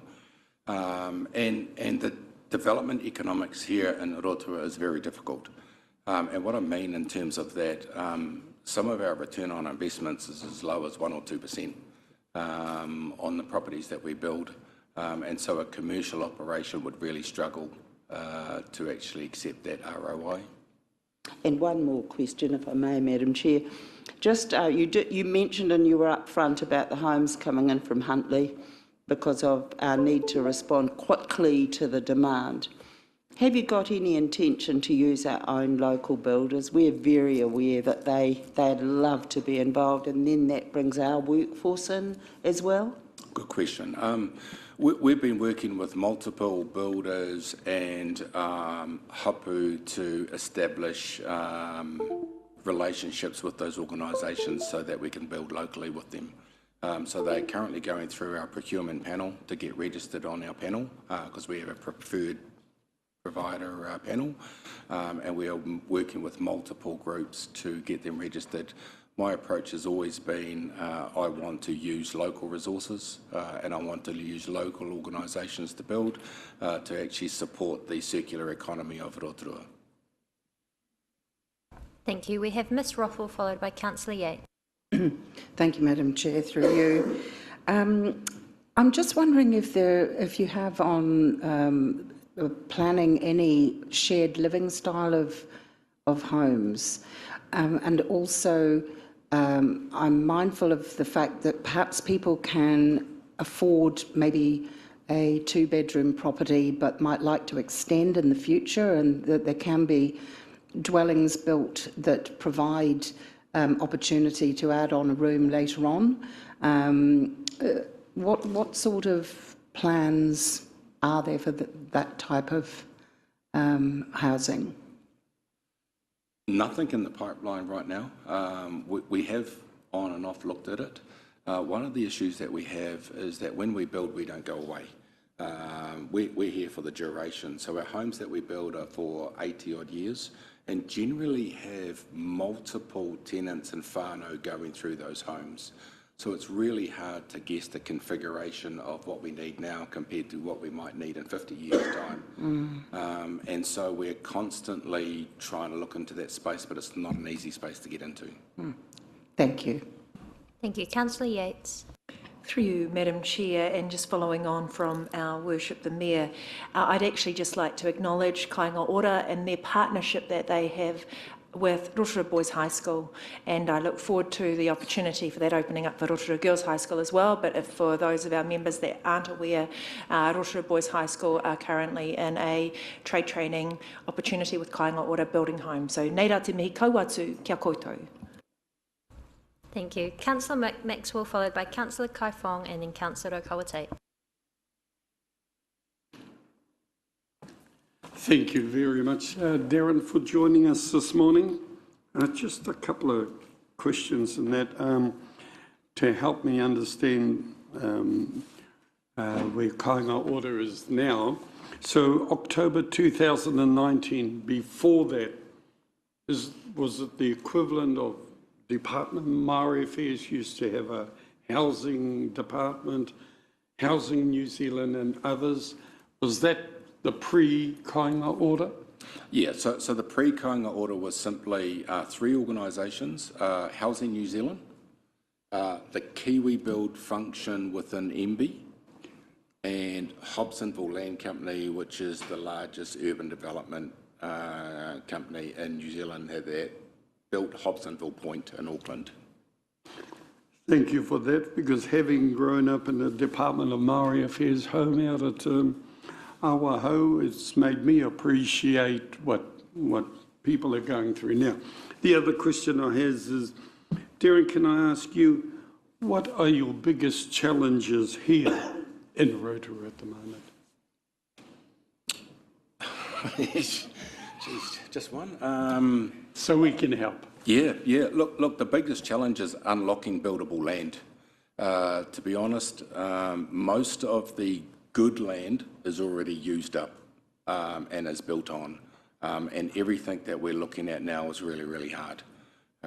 In terms of an example is a block of land that we've looked at. For us to get it, because of the stormwater, the flooding, the geotech, for us to get it up to buildable standard would mean that we would pay $1 for that piece of land, because we would have to invest so much into getting that piece of land up to buildable standard.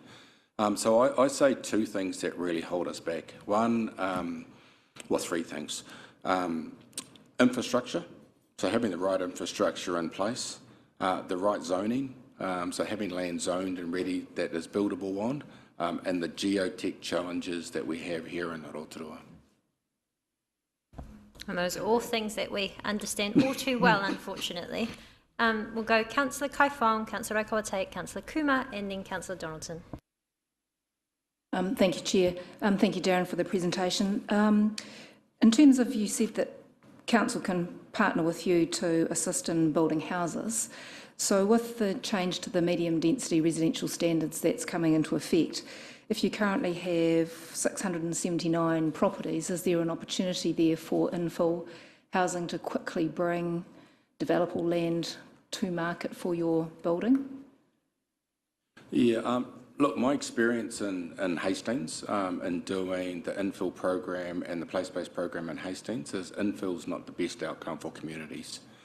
And so what I'm really interested in is how do we ensure that we get a thriving, successful community in the developments that we do, as opposed to just plonking houses on the back of sections.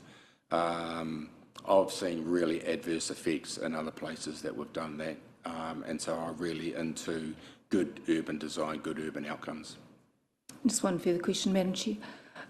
Just in terms of the purchase of either land or other houses for conversion to Kāinga Ora houses, is Kāinga Ora's policy that they don't purchase on the open market, that we must provide the land to you as a partner?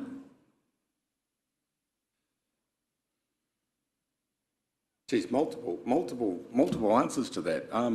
Look, we do buy on the open market in terms of buying homes that are available. What we are saying here is that without your help and without a partnership with the council, it is unlikely that we will be able to solve the shortage in public and social homes to be able to provide the Rotorua with the appropriate numbers. Thank you. Thank you. Councillor Kawate. Thank you. Tēnā koe, Darren, ko Merepeka. Nice to see you.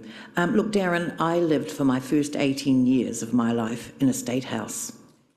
We put down roots, our family lived there, and I didn't know until I was at high school that I lived on the wrong side of the tracks. And there was nothing wrong with my neighbours, and we were good families, we came from working families, and so, but there is the perception in our community, and I suspect it's all around the country, but there are pockets in our community that believe if you are a kaingaora tenant and reside in a kaingaora home, that you are second class, that you belong to the B team. And that's really the guts of it. And we hear it all the time, and I certainly hear it all the time, from people who own their own homes, who are in a privileged place to look down their noses on people. So is that the common view that you believe throughout the country, that people who are in your homes, because I don't believe it's true, and I won't ever believe it's true. Many of them are poor families, I know that, and they deserve good housing as well, and so do their children. And they deserve to live to their potential too, like all other New Zealanders. But I'm just asking you, but that's a perception, a widely held perception, I believe, in our community. I don't believe it's true, and I'm just asking you. You would come up against that, I'm sure. It's not a perception that we held in kaingaora. For us, it's about providing the opportunities for those whānau to connect with the services that they require to live well and start to really be a positive contribution to the community. So we're really focused on getting them the support services and connecting them to the right services to be able to get them to live well in their homes. There is hope for everyone. Can I just add into that, and I think it goes to some of the information Darren showed you there, is we've got a large proportion of the people on that housing register who are currently in potentially a rental home that are increasingly into housing distress. So their rents are increasing substantially and eroding what incomes they do have. Look, around this table, and I've said it in public meetings, we have 650 pensioners who are renting currently in our city, and their rents are only going in one direction as well. So this view that there's a certain type of person who ends up in kaingaora housing and I'd support Darren, is not true. There is people whose incomes have created a distressed housing situation for them. And just to back that up, if I can, the stats that I talked about earlier that I'm happy to present show that around 66% of the renters here in Rotorua are under rental stress. Not just those in motels. That's a good reminder. We'll go to Councillor Kumar. Thank you, Madam Chair. Through the Chair. Thank you, JP. Thank you, Darren. Darren, a couple of things. One, regarding social housing, I believe we need social housing in our community to keep prices fair and level, because if we only move towards one direction, then the costs would soar and it would become unaffordable for everybody. But my question mainly is around the type of service kaingaora has provided. Why has kaingaora very quickly, even though it has been in existence for a short time, and that perception may not be there, but it's out there in the public, that kaingaora are not great landlords, because have there been class actions against kaingaora? What has led to that perception? The fear that, for me, as a councillor and someone that lives in Rotorua, is that people think that these types of housing that kaingaora will provide to the slum. Now, people's fears need to be allayed, and they need questions to be answered. So that is one of the concerns. Is when these communities do come, one, because the houses are so close to each other, there are no playing spaces or playing for the kids. We talk about all the mokopunas and all to be in a safe environment because we want to pull them out of the motels. That's another factor altogether. So how are we going to make all these houses safe for not only the families that need to be connected to the community and the community as well? That's one of my questions. My other question is about... Sorry, maybe if we just start with Yep. that one. Super. We'll start with that one. Thank you. Because there were a couple of questions in there I'll try and address. Look, there is a misperception around that all of kāinga ora tenants cause disruptive behaviour in the community. I can tell you that less than 3% of my tenants require additional services to help them live well in their homes. 97% of my tenants live well in their homes. And I would have thought that that's a pretty good stat compared to any community that you might go in. So there is a perception out there, and it is what it is that we have to address every day. What we are more and more doing now is looking at when we build multiple homes, does it require a amenity, a playground, a community room? So for example, on Ranulph and Malfoy, there is a community room going in there, and also space for the whānau to play. And so we're more and more thinking about good urban design, good urban outcomes for communities. My second question, and this reflects to what Her Worship just mentioned earlier, that we want employment for Rotorua people, but your houses are coming prefabbed from Huntly. So based on that, what I want to know is, I would like to know, please, if possible, is that we want homes for Rotorua people. And this is what the Rotorua Lakes Council is all about, looking after our people. So, but there's no form of guarantee that anyone coming into any one of your homes could be coming from Invercargill, from up north, Kaitaia, Auckland. What is the guarantee, or is there any assurity to our neighbourhood that these people are Rotorua people and Rotorua families that we are helping? Yeah, good question. I can't give you a guarantee. We are legislated in terms of the process that we go through. However, what I can say is that over the last 12 months, since we have implemented the place-based team that live here and the placement team that live here, we have only placed one tenant from outside of Rotorua into one of our homes here in the last 12 months. And if I can indulge in just one final question, Aaron, you said that we need the council as partners to, so what you are basically saying is that we enable geotech, any land, any costs associated, the rate before Kāinga do any investment? I don't believe that's what he said, but I'll let him answer if he wants. No, correct. That's not what I'm saying. What I'm saying is that as partners, we have common goals, and we both collectively work towards those common goals and those common outcomes for the community of Rotorua. Those are your questions, Councillor? Yeah, I just wanted, because I would believe that some of the land would need geotech detailing, and that's not cheap. So I'm just wondering who would foster the costs for those. We might ask our Deputy Chief Executive of District Development to jump in here. Through Madam Chair, I've actually got a bit of a presentation which is just intended to a bit of myth busting about some of our land options that we've been investigating with Kāinga Ora, and that details some of that information about who wears those costs and who is doing some of that planning.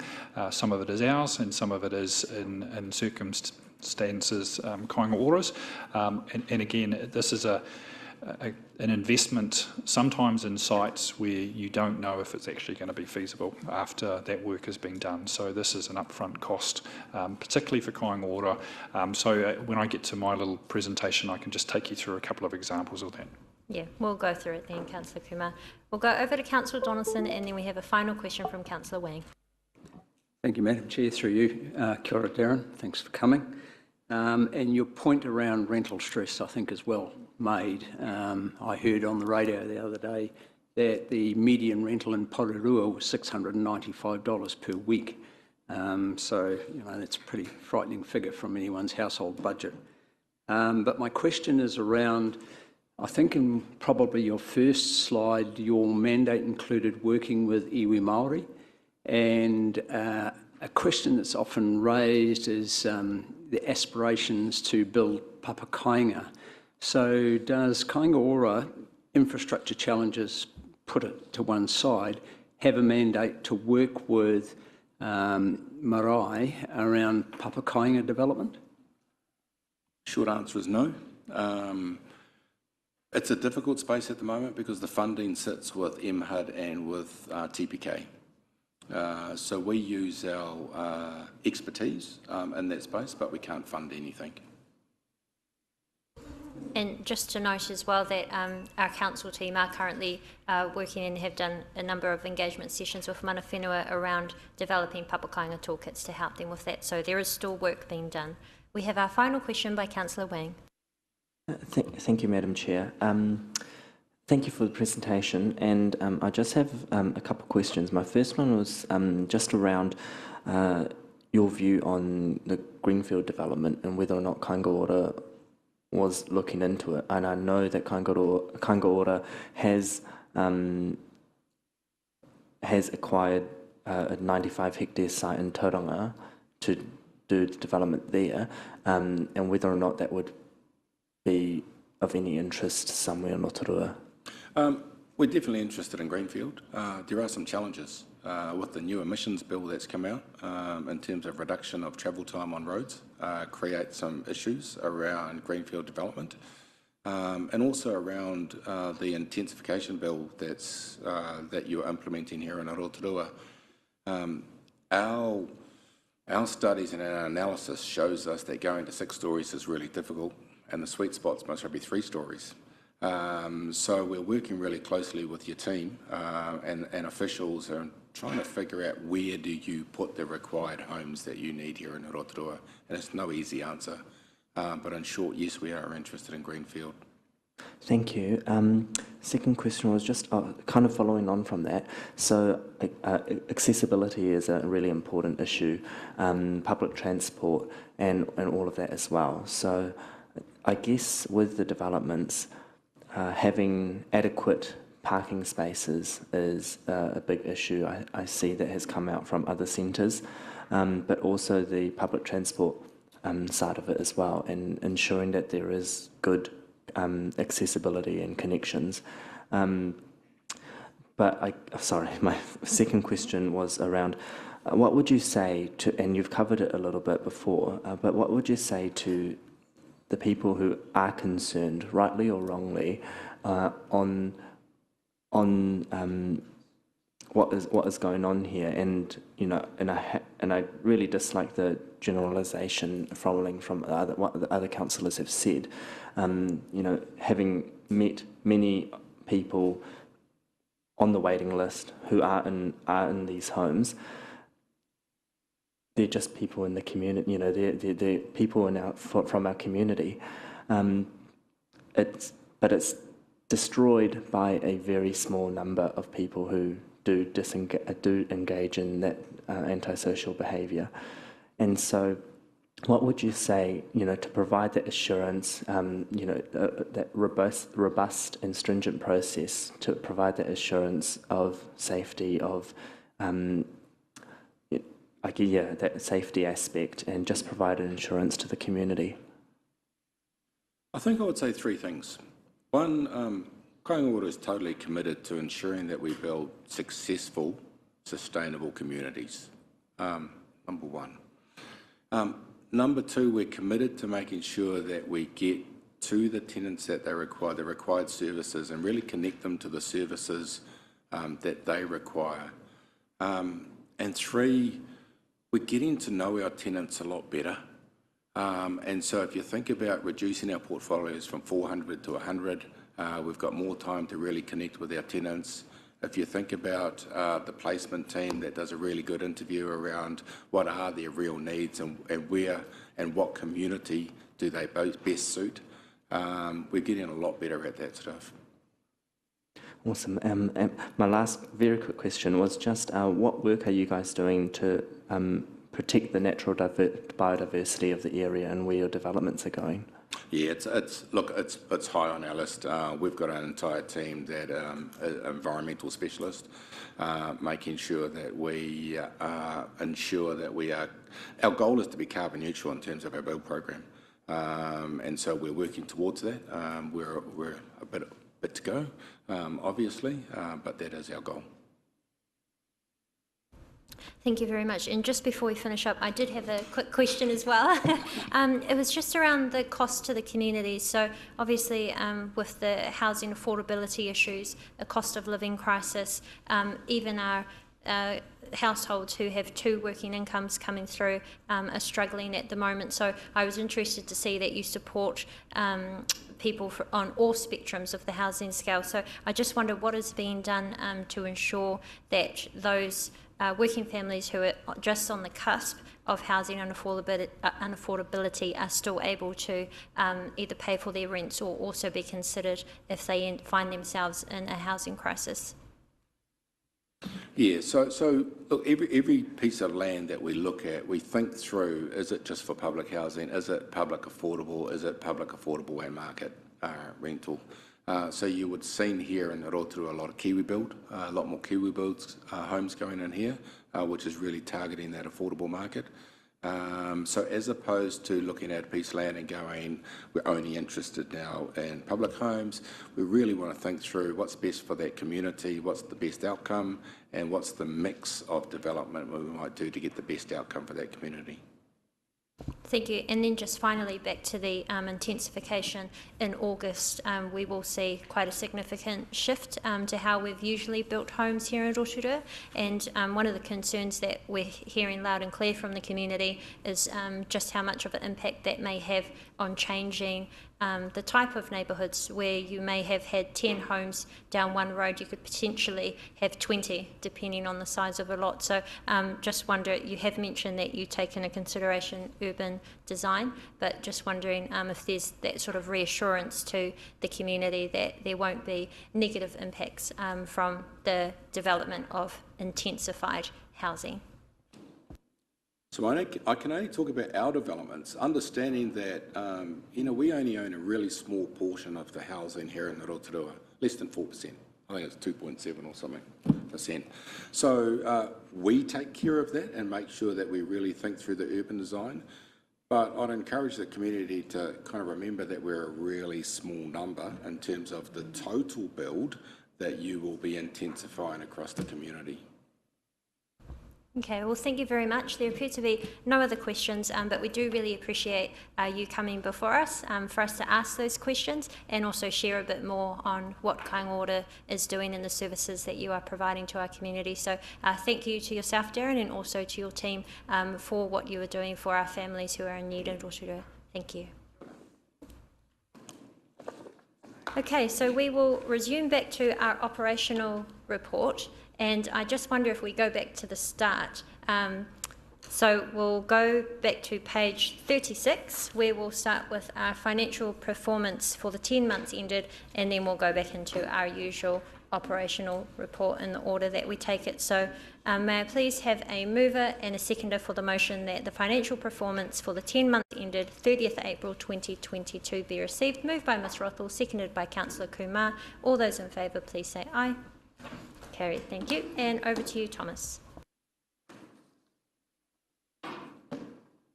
Thank you, Madam Chair, and good morning, councillors and board members. I'll go through my usual presentation.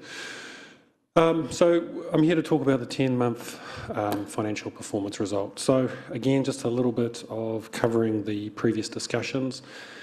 Council is experiencing obviously significant impacts as a result of COVID and the current world that we live in, as well as some one-off expenditure.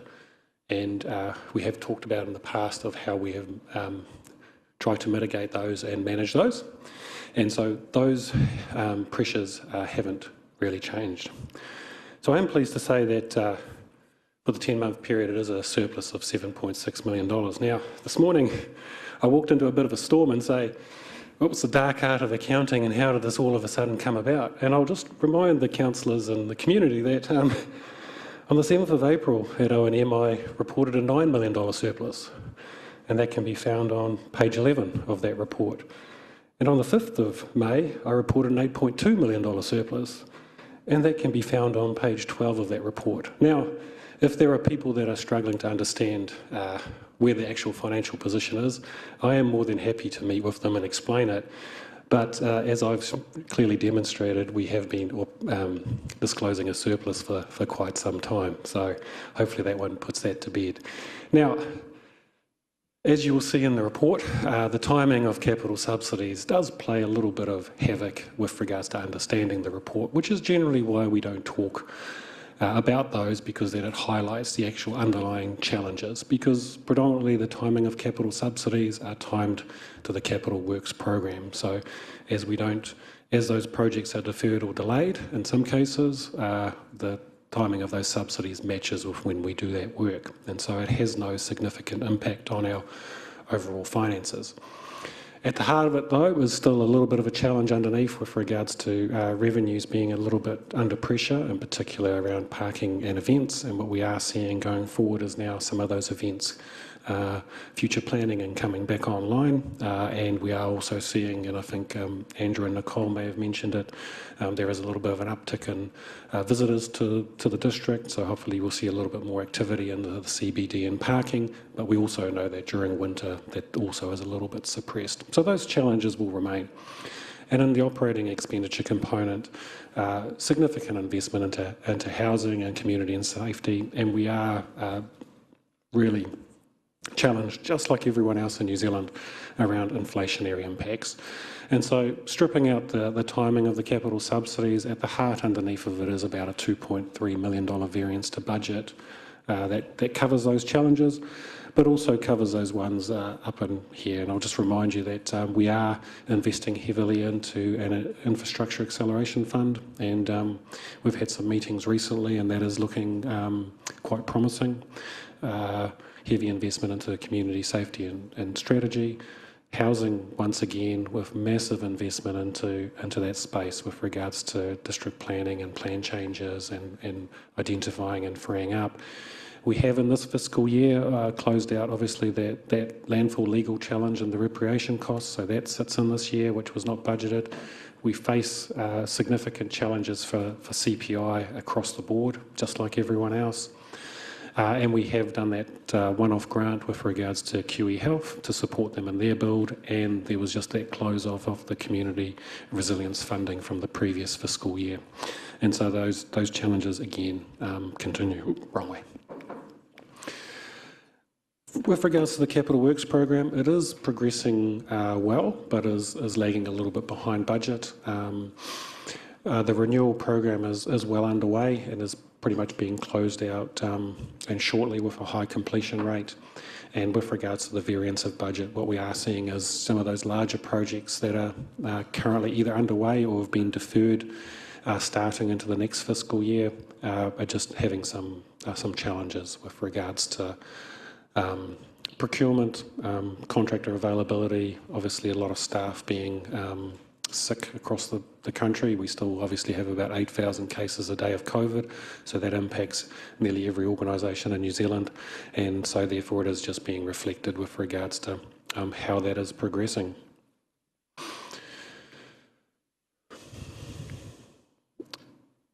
So I did highlight in the report, though, that we have been asked this in the past. Are we starting to see the impacts? Are we starting to see the impacts? And it was slowly creeping through with regards to COVID and inflation. But probably in the last 4 to 6 weeks, we're really starting to see the impact of that now on our Capital Works program. So what we are seeing is that there is at times a very low contractor participation into tenders. And so when you have a low contractor participation, you don't therefore have those wider ranges of pricing as well.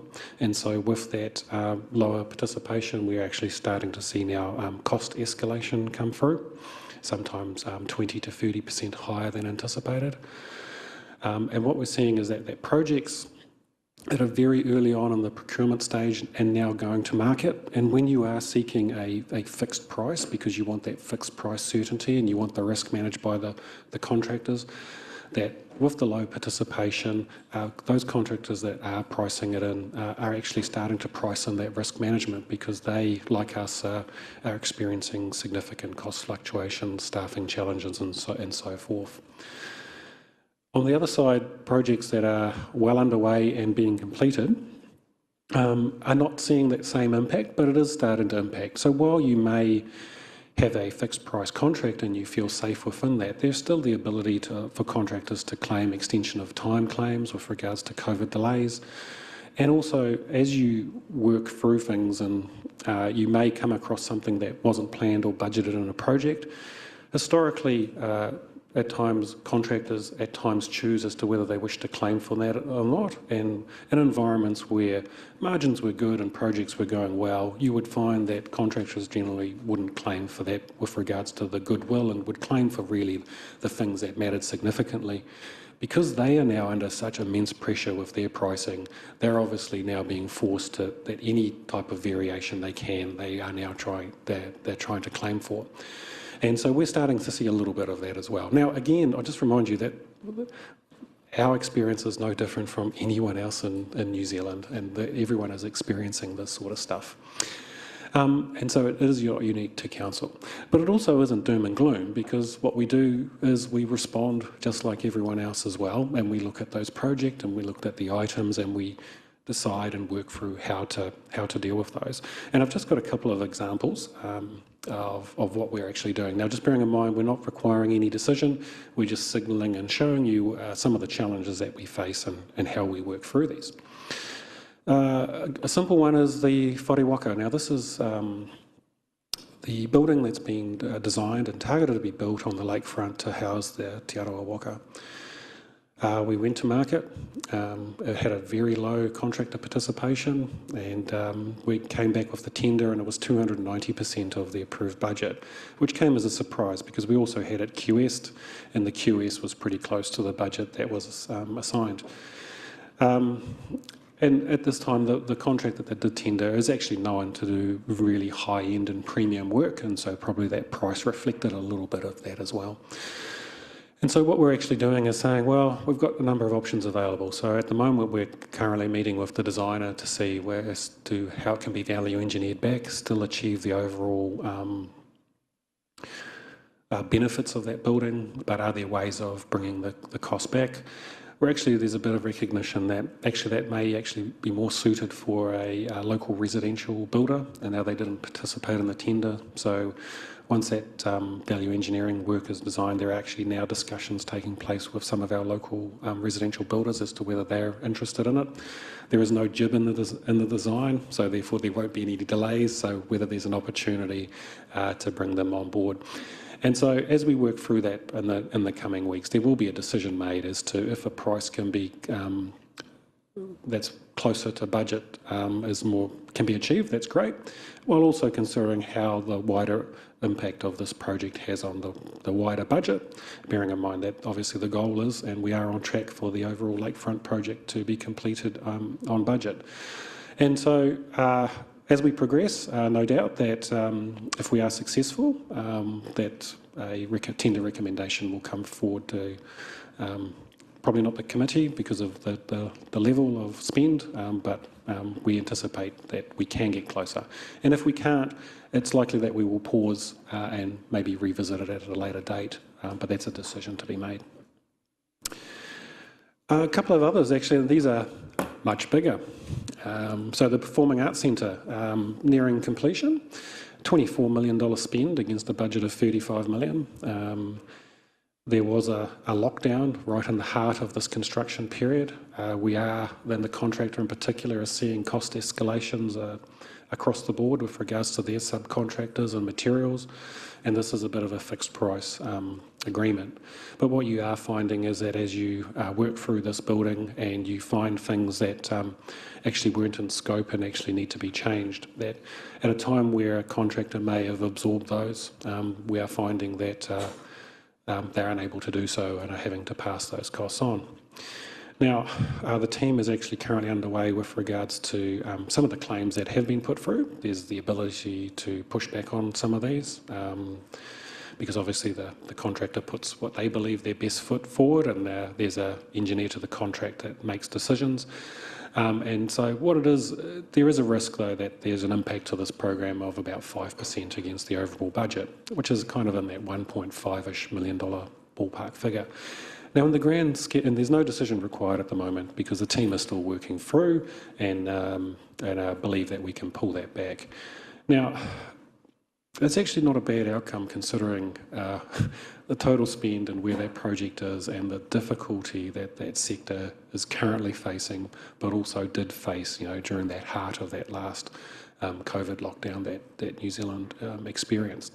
And it's probably a reflection that the main contractor there is obviously therefore doesn't have the ability to absorb a lot of those cost increases and is looking to ways to recover its costs, and that's understandable. Once that has been worked through and it's probably been a bit more progressed, it will therefore, and if it is going to come in over budget, a paper will come to council, and obviously council will need to approve if that is the case. But just a reminder again that the team is very actively working on managing that and putting pressure on staying within the scope of the budget, but it will be challenging. The second one there is the Tarawera Sewage Scheme, so a budget of about $22.5 million. Recently, council approved the completion of the detailed design. That project is effectively can be done in two stages. One is the main trunk line from effectively Okaraka through to Tarawera, with the second component being the on-site house connections to that main trunk line.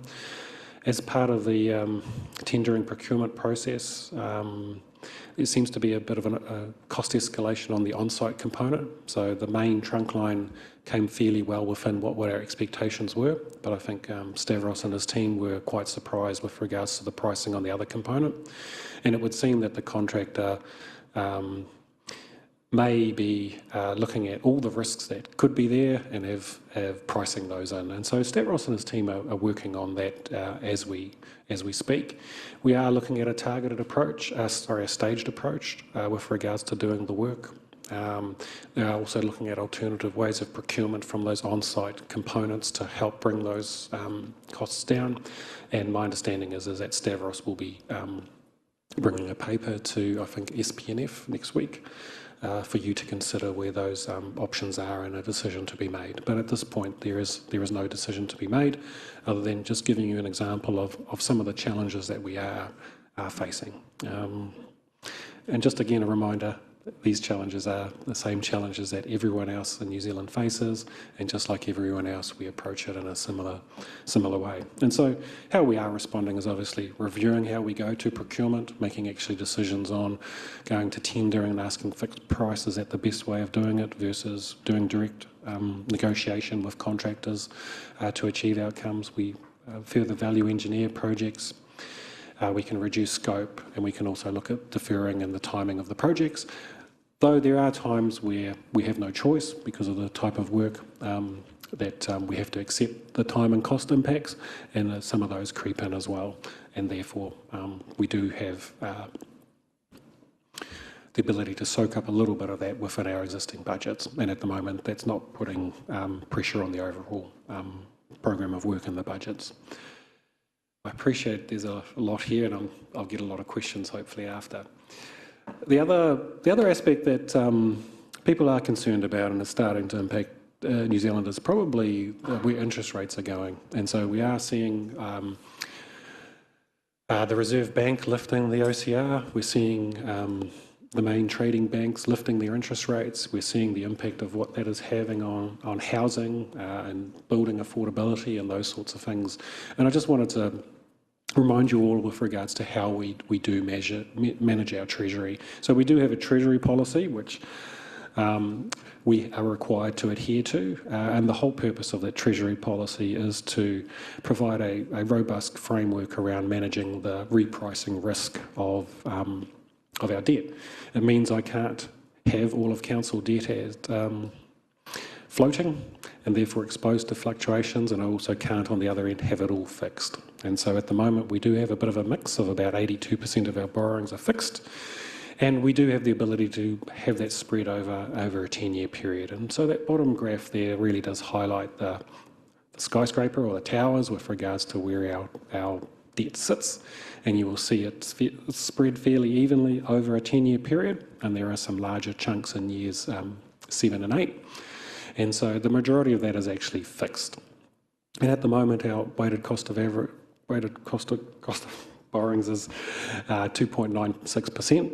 is creeping up slightly. And as we take on new debt, because the new debt at the moment is higher than that. Our LTP, though, did anticipate a rising interest rate environment, but it's safe to say that with the inflationary pressures the world is facing and all the Reserve Bank equivalents throughout the world raising rates at the rate they have, the pace at which they've moved has caught people by surprise. But because of the way that our borrowings are structured, it will take a significant amount of time for a lot of that to reprice. And so we will therefore see that weighted average cost of capital stay quite low into the coming future. Just a reminder as well is while you are seeing these rapidly rising interest rates everywhere that you look, they are similar now to pricing from 2015, 2016, and it is just a reminder that in particular the previous 2 to 3 years were historically low interest rates that the country has never seen before. So they were kind of abnormal, and some would argue that it may be returning to a level of normality, but it is causing concern in places and all the rest. So hopefully that gives you a bit of clarity with regards to and confidence around how that is being managed.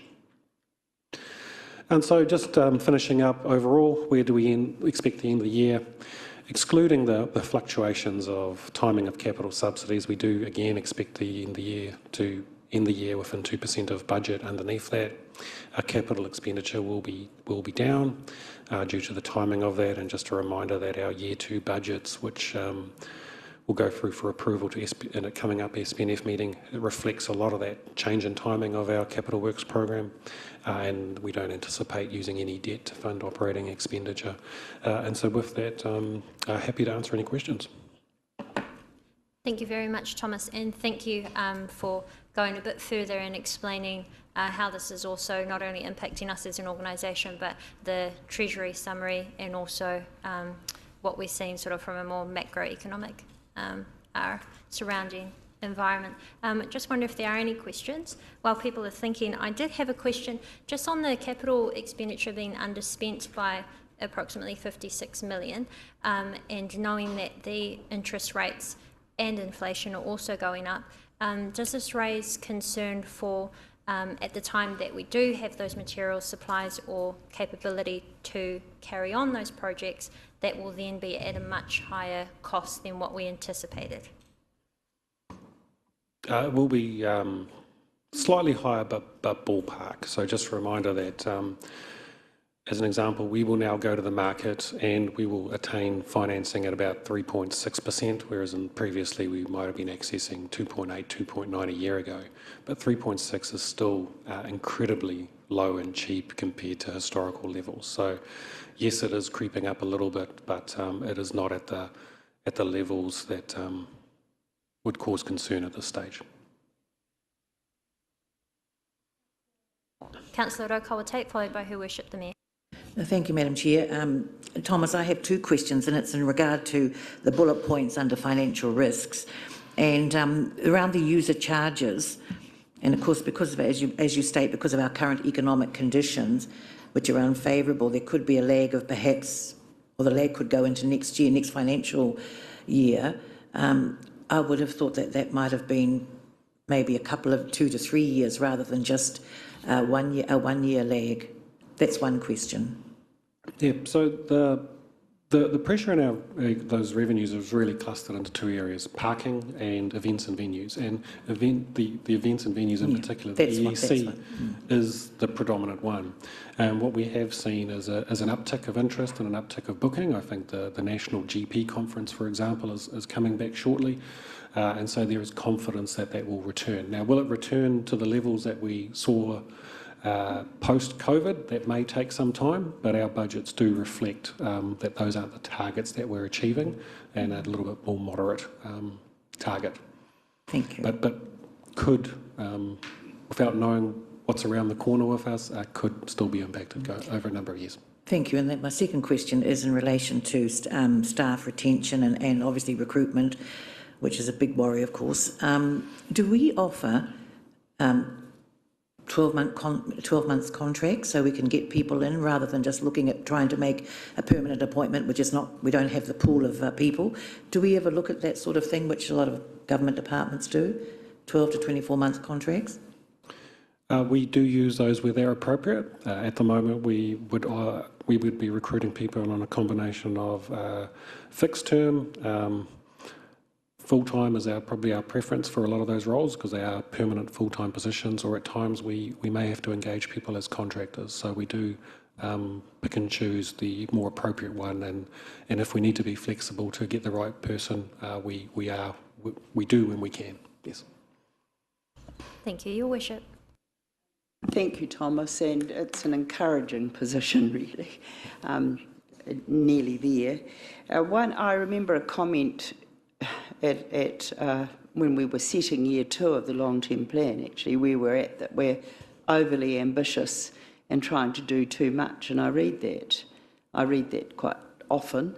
But we seem to be managing to keep afloat those major projects that we wanted to invest in, and don't seem to have had the big blowout that we are seeing in other councils in New Zealand.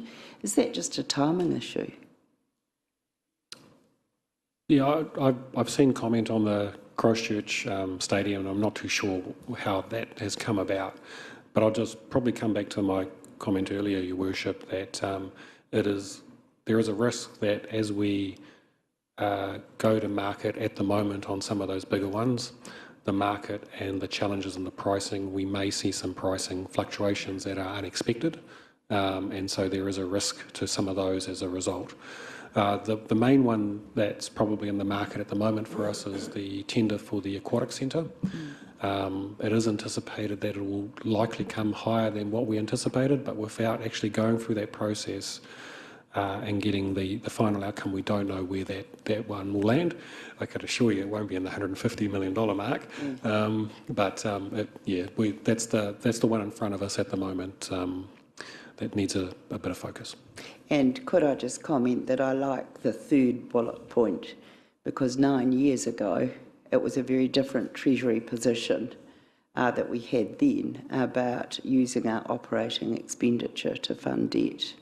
So well done. And also the diligence that you're showing to try to pull back where we can on the cost of some of these projects. Thank you for that. That's reassuring for us all. Thank you. Councillor Maxwell, followed by Councillor Kumar. Thank you, Madam Chair. Thomas, my question is around the Sir Howard Morrison Centre. We had a very good visit there last Thursday, and we were given information it could finish by about the end of July, a 3-month settling in period for other things than that. So far we've spent, you informed us, 24 million. Are you confident we're going to finish on the budget of 35 million set aside for it? So, thank you, Councillor. Just a reminder that if I come back a couple of slides, and I'm more than happy to do that. That is a project that is currently under pressure, and there is a risk that there'll be a 5% variation, and the team are currently working quite hard to ensure that doesn't happen. As I said, no decision is required at the moment, and at the appropriate time we will either update you or seek approval if a variation is needed. Supplementary, but I think we don't need materials anymore, do we? It's more just a settling in period? There still is an element of construction to be left and fit out, so obviously there still is an element of risk there, but my understanding from the team is that the contractors have the majority of it, if not all of it, so yeah. Thank you. Thank you. And final question from Councillor Kumar. Thank you, Madam Chair. Thank you, Thomas. Good to see you in full glee, being in the black, you know, and very confidently. I've just got a couple of tongue-in-cheek comments. One is Her Worship using the word blowout. I thought barred from using that word, blowout, at any stage. And my second comment is question with regards to since the books are looking good at the moment, our street lights, they come out 5:30. By about 10 to 5, they're really dark in all the neighborhoods. And across the next 3 months, seeing that your book is in a little bit of surplus, is it easy to recommend that we might be getting lights on our streets for safety at about 5 o'clock? It's definitely not a strategy to manage electricity costs. So, but my understanding is that the roading team do have a program where they put on timers and adjust it accordingly. And I'm sure they'll be reflected shortly that we are getting close to the winter solstice and the shortest day of the year on the 20th of June, and I'm sure they'll adjust accordingly. Mm-hmm. Well, thank you. That concludes our financial performance, and we will move into our operational report. We have already had a mover and a seconder for that, so we'll just continue with you, Thomas, on the Organisational Enablement Group report, if there's anything you wanted to highlight. No, happy to take the report as read. So we are on page 41 to page 43 of the agenda, if there are any questions.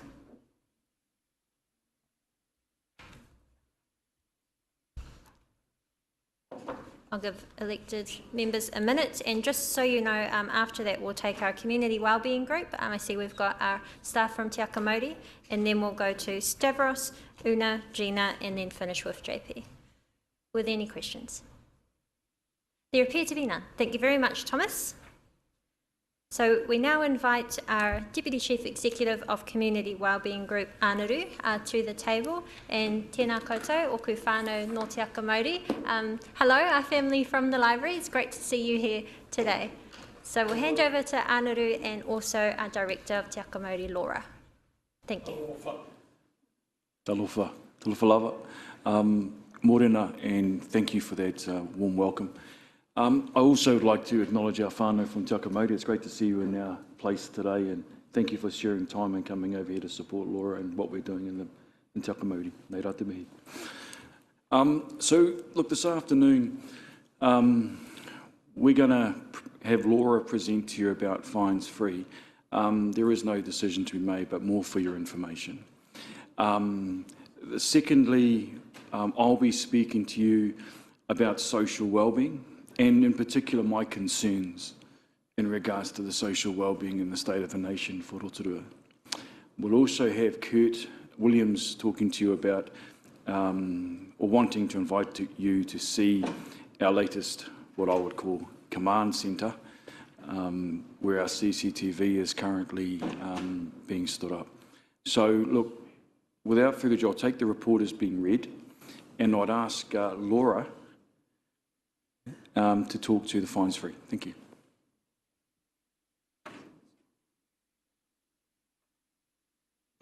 Kia ora, and thank you very much. So we just wanted to share today some of the work that the staff have been doing on introducing fines free to Te Akamori and the library. So we've called it Goodbye Fines, Hello Library. And I have to admit I stole that off a Canadian library. But I think it summed up what we're trying to achieve.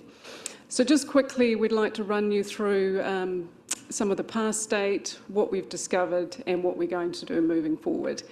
So originally, fines were introduced to encourage members to return books, but as you can see, they've now become a revenue stream. That was never the original intent, and a lot of evidence is showing that it's having the undesired effect as a barrier to use. And moving into the future, the fines model is out of step with our customer strategies to increase that trust, connection, and community wellbeing. And worldwide trends of removing fines has recognised them as significant barriers. So our current state, after a book becomes overdue, you accrue fines. After you accrue $15 of fines, you're blocked from using.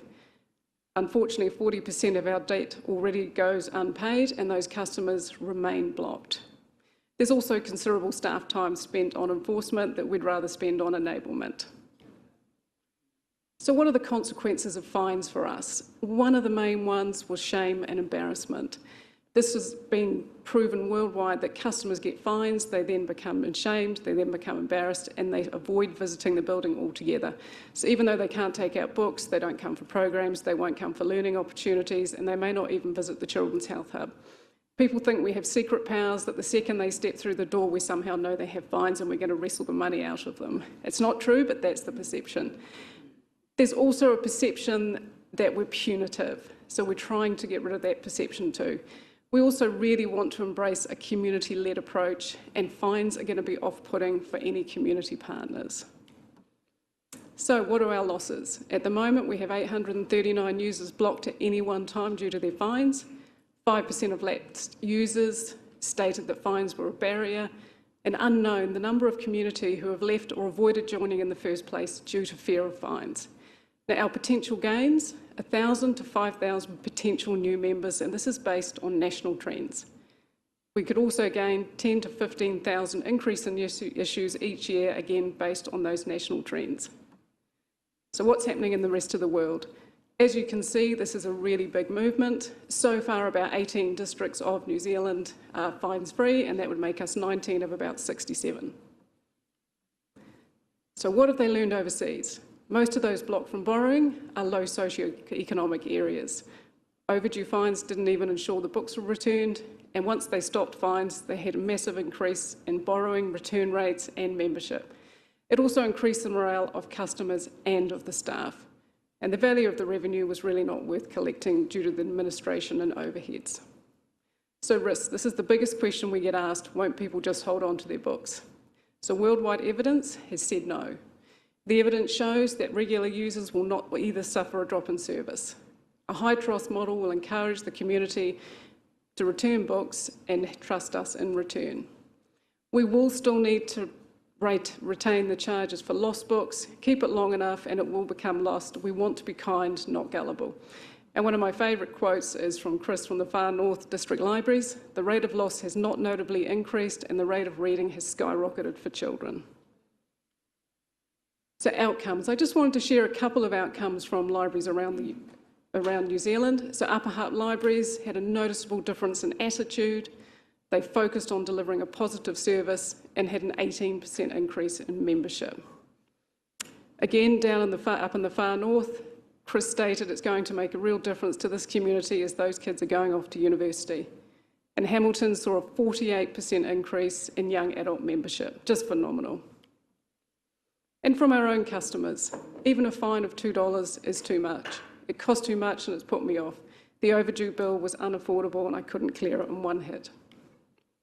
So future state, we're going to do a one-off clean slate debt write-off of fines and lost books. This gives everyone the chance to come back into the library and be able to utilise the service. Now, this has been made possible by funding and support we've received from the New Zealand Library Partnership Program in conjunction with the DIA. From the new financial year, all fines will be removed. However, lost books will continue to be charged, and those lost books will incur a reduction in borrowing privileges. However, one of the things I'm really passionate about is curing the lost book problem. So we're investigating internal commercial and supporter funding to assist those, especially children, who may be blocked due to lost books in the future. I've raised this with our Friends of the Library charity, and they are really keen to get on board and help reduce that lost book debt for children in the coming years, so we don't end up in the same state with people blocked.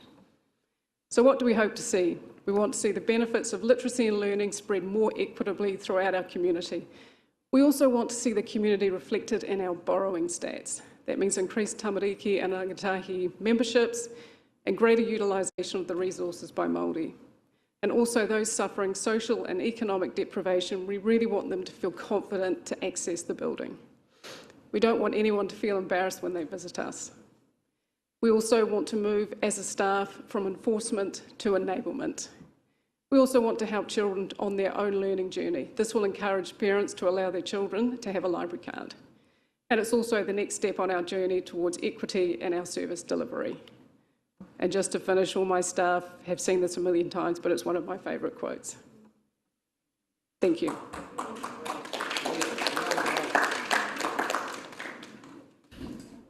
Thank you very much, Laura. I wonder if there's any questions, or we'll open for any statements as well on this. Start with you, Your Worship. You're wonderful. This was to be our community hub. This was to be the heart of our community, and you've really made it beat a little bit faster for me today. So thank you to the staff. Thank you, Laura, for that wonderful supportive understanding of our community and the hardship in our community, but the opening into education and learning and the love of books. But Friends of the Library, so I just want to do a little plug here. They came and collected lots and lots of boxes from my house the other day, and they admitted that they're getting elderly and frail, and they find it difficult to lift the boxes once they're full. They've got loads and loads of children's books, loads and loads of children's books that we need to circulate around to our families, but also they're looking for volunteers. So I just want to plug Felix, if you can, there. We all love books. We want to see our kids reading books, but we love the support of the volunteers from the Friends of the Library, because that's a little circular economy too. But this gives us heart, it gives us hope in a time that's really hard on our families and our community. I just absolutely love it. Thank you. Thank you. Councillor Donaldson. Thank you, Madam Chair. And just a quick comment from me. Loved reading this part of the report, and I think it's absolutely in alignment with our child equity program that we've been running in the past. So, yep, kia ora, kia kaha. Well done. Councillor Yates, followed by Councillor Rokote. Thank you, through you, Madam Chair. What a wonderful meeting we're having today in celebration at this point in time of literacy. Literacy is the key that unlocks equity when it comes to each and every one of our members of our community learning. So thank you for this opportunity on behalf of our community. Kia ora. Councillor O'Connor. Thank you, Madam Chair. Look, I have to say that I'm so pleased to see this initiative that you're taking, because it isn't just about an opportunity for particularly our young rangatahi to learn more by visiting the library, but it is about our young people having the opportunity to actually develop long-term to their potential. And that will be one of the most significant outcomes. And also, it will reduce inequity in other areas as well, in terms of health, and obviously later on perhaps in housing, job opportunities, all of those things. This is a wonderful initiative, and this is a significant return on the investment that we put into the library. So thank you so much. Thank you. Councillor Maxwell. Yep, I tautoko support all what's been said before, and I just wanted to add, this was a very well presented report. Thank you, and not often anybody gets off any fine, and I promise I've never taken a book from there at all before. But might now. But no, thank you for that, and a very thorough report to honour. Kia ora. Councillor Wang. Thank you, Madam Chair. Yeah, I would like to echo the comments from around the table and congratulate this move. And I definitely have seen that, that when the fines start racking up, that the embarrassment factor plays a big part in it, and I'm really glad that that barrier is being removed, and to enable that equity across the district to access our te aka Māori. So thank you very much. Thank you. Are there any further comments? Yeah, Ms. Spray. Ngā mihi nui, Laura, and Anaru too, because I'd like to put a plug in for Anaru, because he knows how hard it is for people struggling out there with their police fines, and so this is good. And the staff, they're all wonderful, so thank you on behalf of Te Tātou o Te Arawa. Kia ora.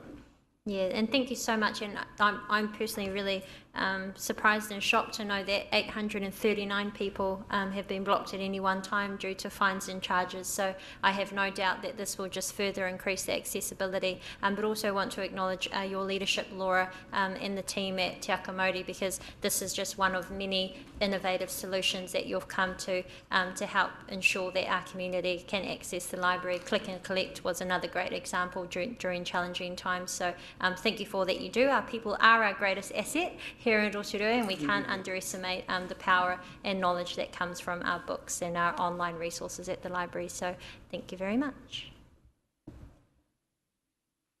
Okay, so we'll move on to the next part of our community wellbeing group with Anaru. Thank you. I've also asked Rosemary to come and join me as well. Look, before I go into the presentation, I just want to acknowledge Professor Gerald Karakagoli from, he's the head of schools of government at Victoria University, and also Professor Paul Spoonley, because one of the slides here, my last slide as it plays out, is from Professor's presentation to the Economic Development New Zealand Conference last year. Today you're going to see a bit of a mishmash of a few different slides, including Dotlove's data.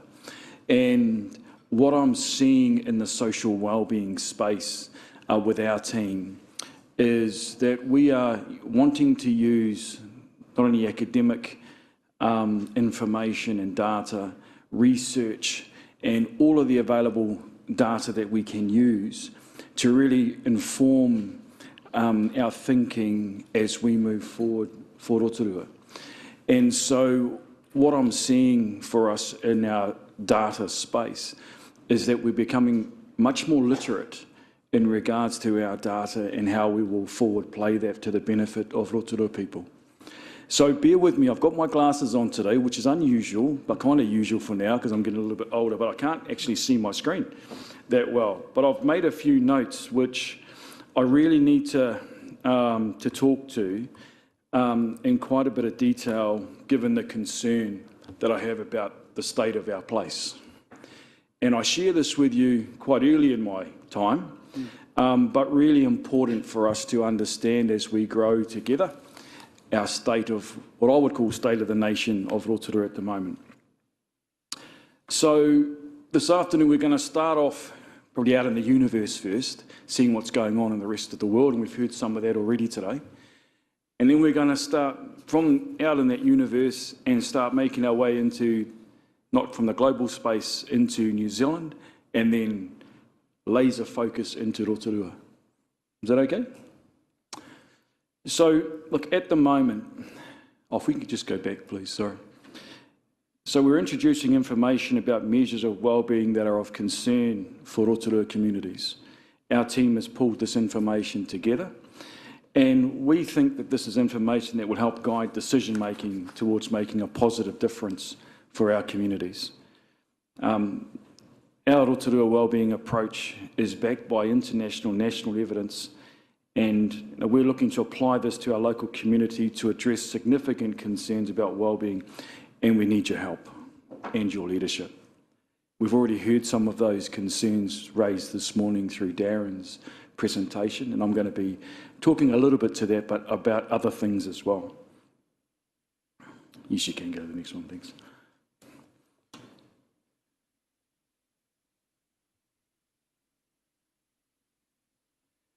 So the Organisation for Economic Cooperation and Development, the OECD, is a unique forum where we have governments of 38 democracies with market-based economies collaborate to develop policy standards to promote sustainable economic growth. Now this slide, it talks to the need to address the current wellbeing concerns for people who are already disadvantaged, and we've heard about disadvantage already this morning, and with Laura's approach and Takamodi's approach to fines being a real local solution for something that we have here. But this is in order for us to improve the wellbeing for all people. So I draw your attention to the following. If we look at current wellbeing concerns, and I consider Rotorua, you can obviously read all of those, but if we look at the physical and mental health, rising house prices, I've heard that today, putting further pressure on household financial insecurity, children and young people, we've heard that today. We've heard about low-paid, low-income and low-skilled households.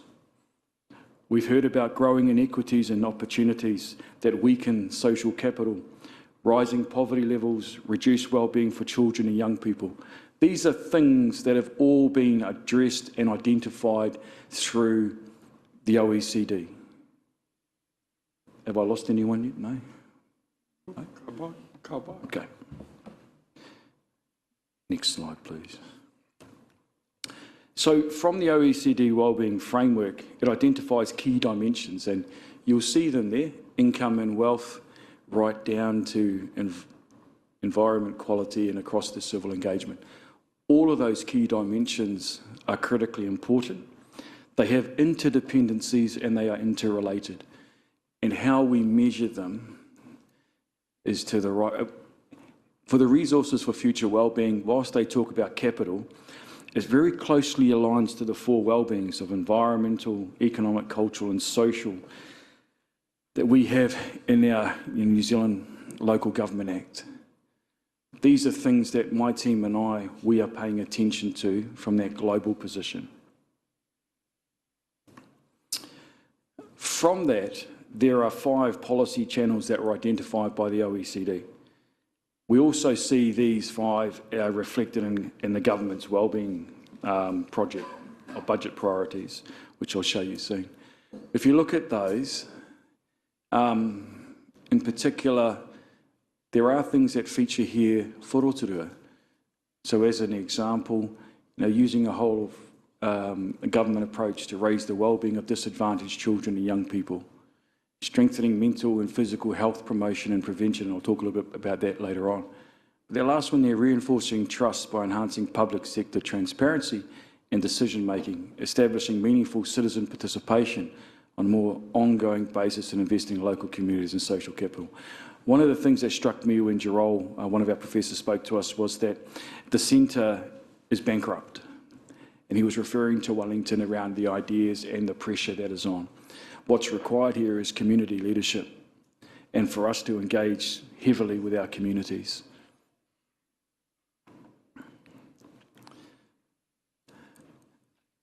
So the Living Standards Framework is New Zealand Central Government's application of a wellbeing framework relevant to New Zealand.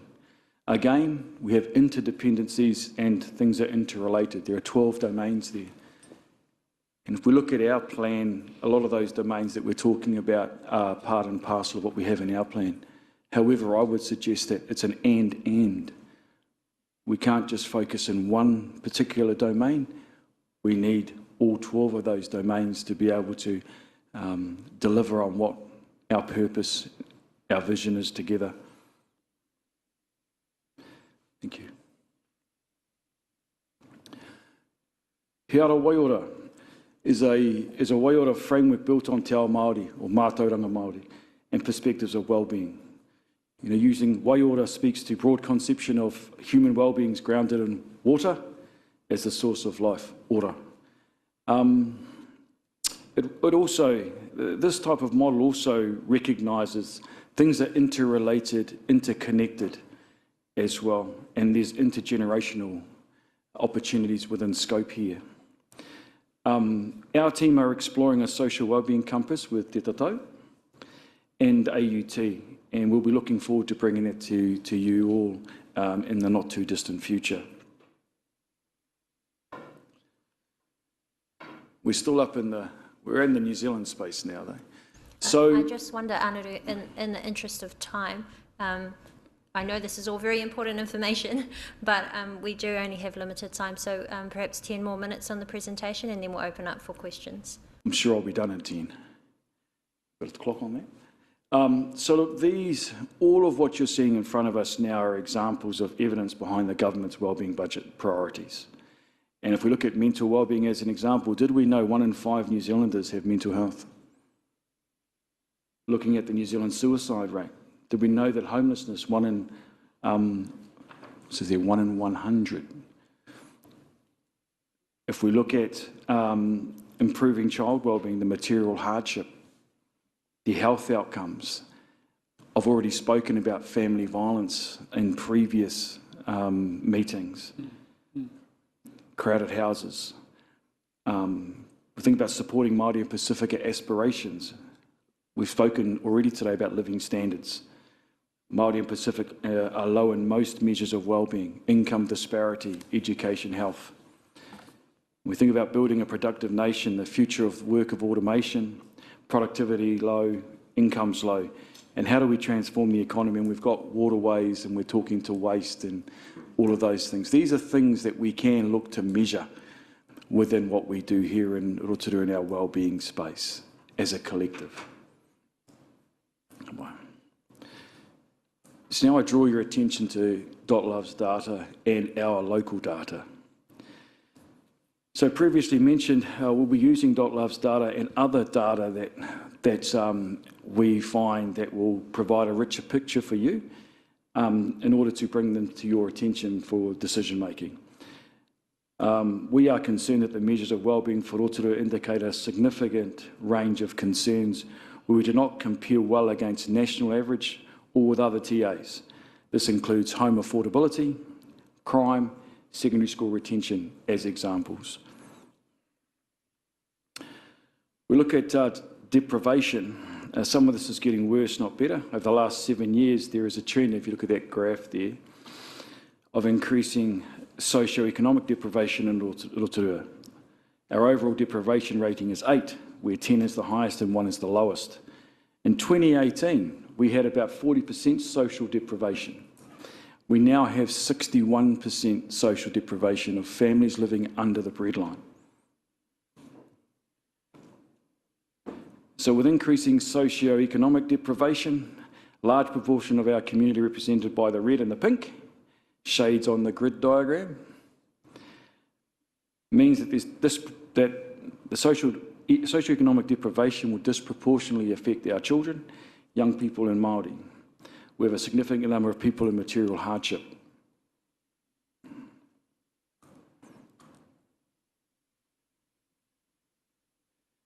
The crime rate. So we've got the highest crime rate per capita of all TLAs with Napier. All crimes, well, most crimes have victims. If I think about improving perceptions of crime and community safety, it'd be very challenging to say that we'll be able to achieve this unless we can improve all of the dimensions of social wellbeing for the people of Rotorua. This is not, in my view, a picture of what wellbeing looks like for our community, but is symptomatic of poverty, material hardship and our people being, as we've already heard, under extreme stress. Here's just a localised example of looking into one of the suburbs. So Western Heights, highest level of deprivation, 10. They're not the only community in Rotorua at deprivation 10. If you look to the bottom right, communities in Rotorua district ordered by deprivation, you'll see others. Remembering that Rotorua as a whole is deprivation 8. Next slide, please. Rental affordability is in Western Heights is 45%, which is the percentage of residents' annual household income that is spent on rent. How do families live with these pressures? What does the future look like without our intervention?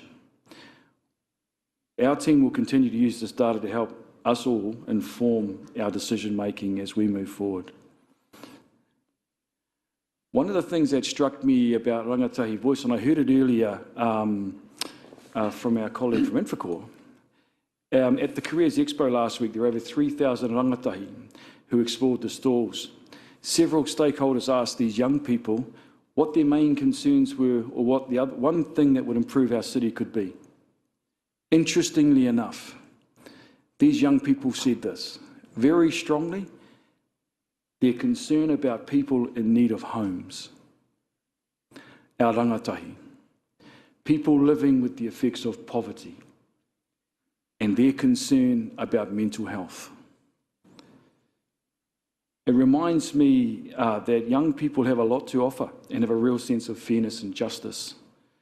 There's also new agencies forming, such as the Mental Health and Wellbeing Commission, all different places and spaces that we can lean into. My last slide. So what works? The key elements of what works and where we want to go, or where we're thinking about, is the real importance of local central government collaboration, your leadership, our people, community regeneration. How do we continue to invest in our communities? I heard Mayor Chadwick talk about the word hope. 100% our communities need hope. Absolutely. So how do we do that for the future wellbeing of our communities? Let's be very clear. Complex, wicked problems cannot be solved by government alone. We need to engage with our communities. We need your leadership, our leadership. There's a reason why Laura presented today. That's an example of a quick win in regards to removing barriers for young people. But also you've heard from Darren this morning, and if I pick up on that, the urgent need for us here is public housing and affordable rents. Darren's presentation struck me, 58% are not homeless. Could that help us to explain the 61% of social deprivation that we have here? There certainly seems to be quite a close number. No matter how you describe it, things are looking, in my view, in that social wellbeing space, likely to get worse unless we intervene. The implications of our situation with poverty growing is the potential, sadly, that more of our people, more of our members of our community who cannot afford their current rental situation are or will need to access emergency housing, due largely to material hardship.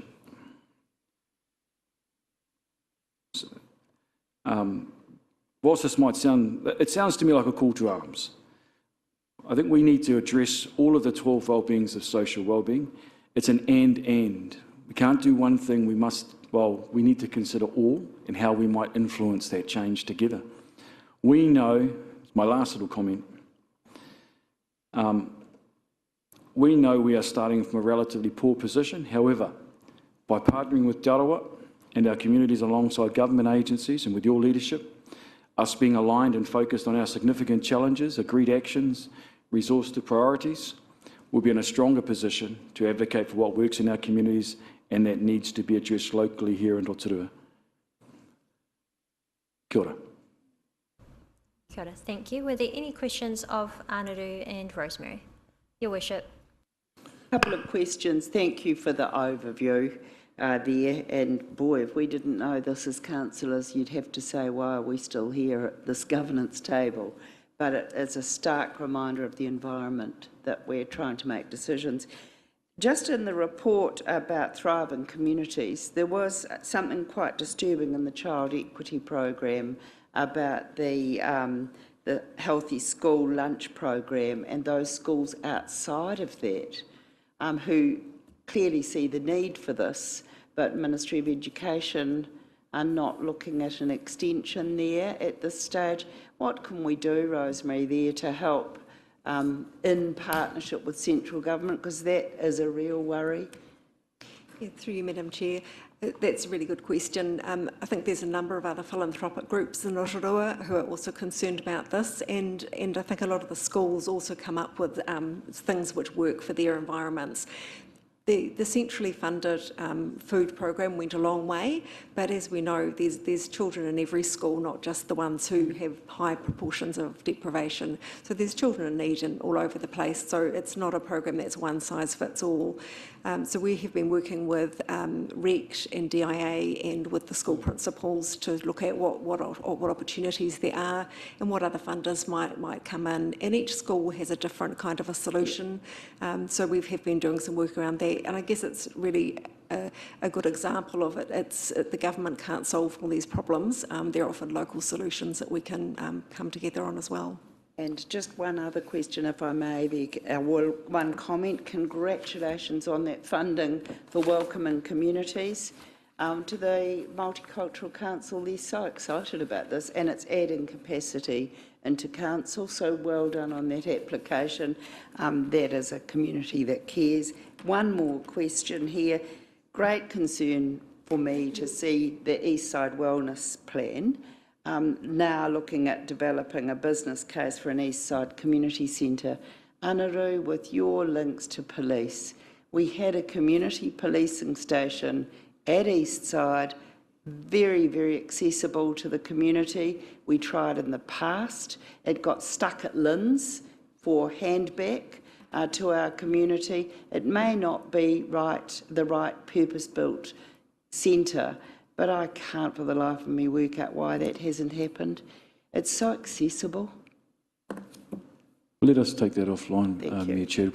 We'll have a conversation with the new regional commander there and come back to you. Is that okay? Yep. Thank you. Thank you. We'll go Councillor Rokawate, then Councillor Maxwell. Thank you, Madam Chair. I will be very brief. Just to say that, kia ora Anaru, thank you for this. This is very important information. And actually, for my mind, it warrants a workshop on this, so that we actually clearly understand. When we talk about low docile, we as councillors have to actually know what that means. When we talk about low wage economy, what does that actually mean? The working poor, the near poor, those are expressions that we have to know about. We cannot give the people, our community, any hope if we as the leadership of this city sit around here and don't actually know what these things mean. Because, you know, if otherwise we'll always be susceptible and vulnerable to the loudest voices. And the people who sit squarely within the information that you've shown us, they usually have no voice. So I would just like to think that at some stage, Anaru, we can have a workshop so that we can actually represent everybody in our community, just not the uptown folks or the ones that get hold of us and tell us reduce the rates. I want to make sure that we all know about the people who are not even in a home or in the home ownership. So this to me is so important that I actually believe it warrants my view, Madam Chair, it warrants a full-on workshop so we understand what's at stake right now and into the future for our community if we don't get a good handle on this. Thank you, Councillor Rekote. We'd love that opportunity to work alongside you. Thank you, and perhaps it could be an opportunity for a new council as well, so they can delve into these numbers and understand just the sort of level of issues that are in our community at the moment. So we'll take a final question from Councillor Maxwell and then break for lunch. Talofa, and thank you. And listening to your very good presentation, it just reminded me about timing. For me, before my question, wish we had your presentation and Darren Toy's presentation before we had last week's meeting. I think we might have appreciated even more what our Rotorua community is. So whilst I favour a workshop too, but let's face it, we get criticised for even having workshops. So we're under the pressures all the time. But what you've presented to us is just so important for us. I tautoko what Merapeka has said there. And so I look at that byline you had up there earlier, local political leadership. Like I said, I wish we had it last week, but it's not too late. We need to help our community. Kia ora. Oh, the question was, where is it? It's okay, here it is. Here it is. Anaru, having listened to even Darren Toy this morning, have you had hui with him in discussions about some of the information you've given us, plus what he's told us this morning? Yes, certainly, our colleagues and I, we've certainly had conversations. But then again, more broadly, we're having more conversations right across the central government sector. And again, I think also your influence, the influence of councillors is critically important for our people. So I don't ever underestimate that. And we'll continue to have those conversations as we move forward. We need to work together, 100%. Thank you, Councillor. Whawhatai. Whawhatai, love it. Well, thank you very much.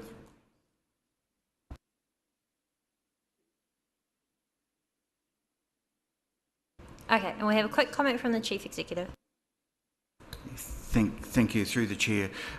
Just the material that you're actually seeing presented today is actually going to be a cornerstone of the pre-election report, which will actually talk to the state of the nation, if you like, about where is our community up to. So it will be featured highly within the pre-election report for consideration as we move into the election period. Thank you. Well, we'll conclude our meeting for lunch. Thank you for your patience. We have had a very busy agenda this morning, and can I suggest that we come back at 1:20 So for those who are live streaming, we'll resume our meeting then. Thank you.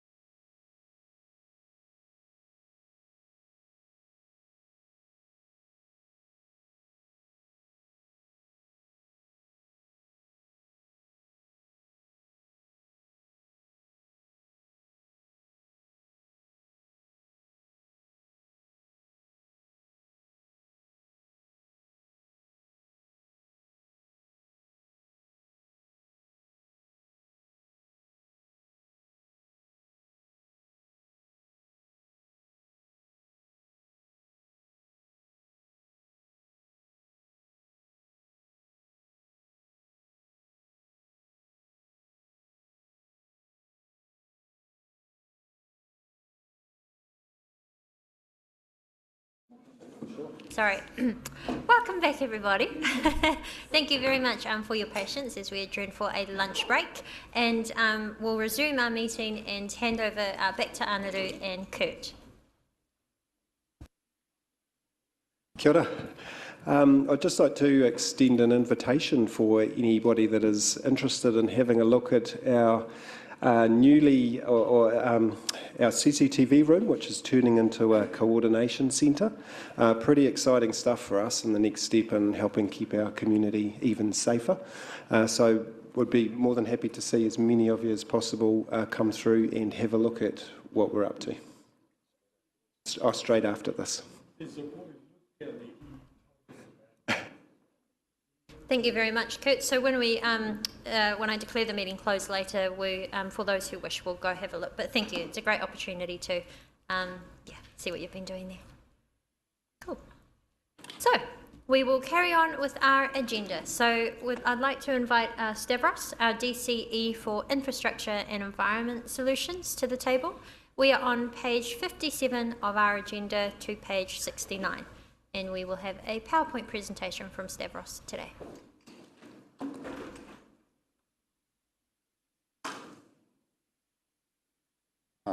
Kia ora tātou katoa.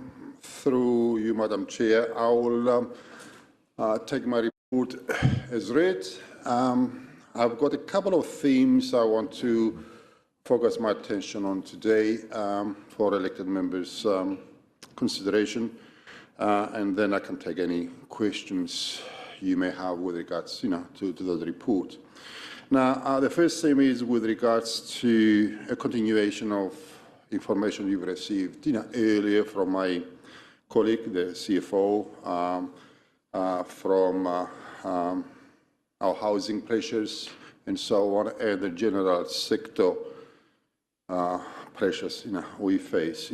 I want to drill a little bit more into my core group activities in infrastructure, because often when we talk about cost pressures, we tend to focus more onto standalone projects like the Performing Arts Centre, the museums, lakefront, treatment plant, and so on. But at the same time, we do carry these kind of pressures across the board in our operations, maintenance, and renewal programs.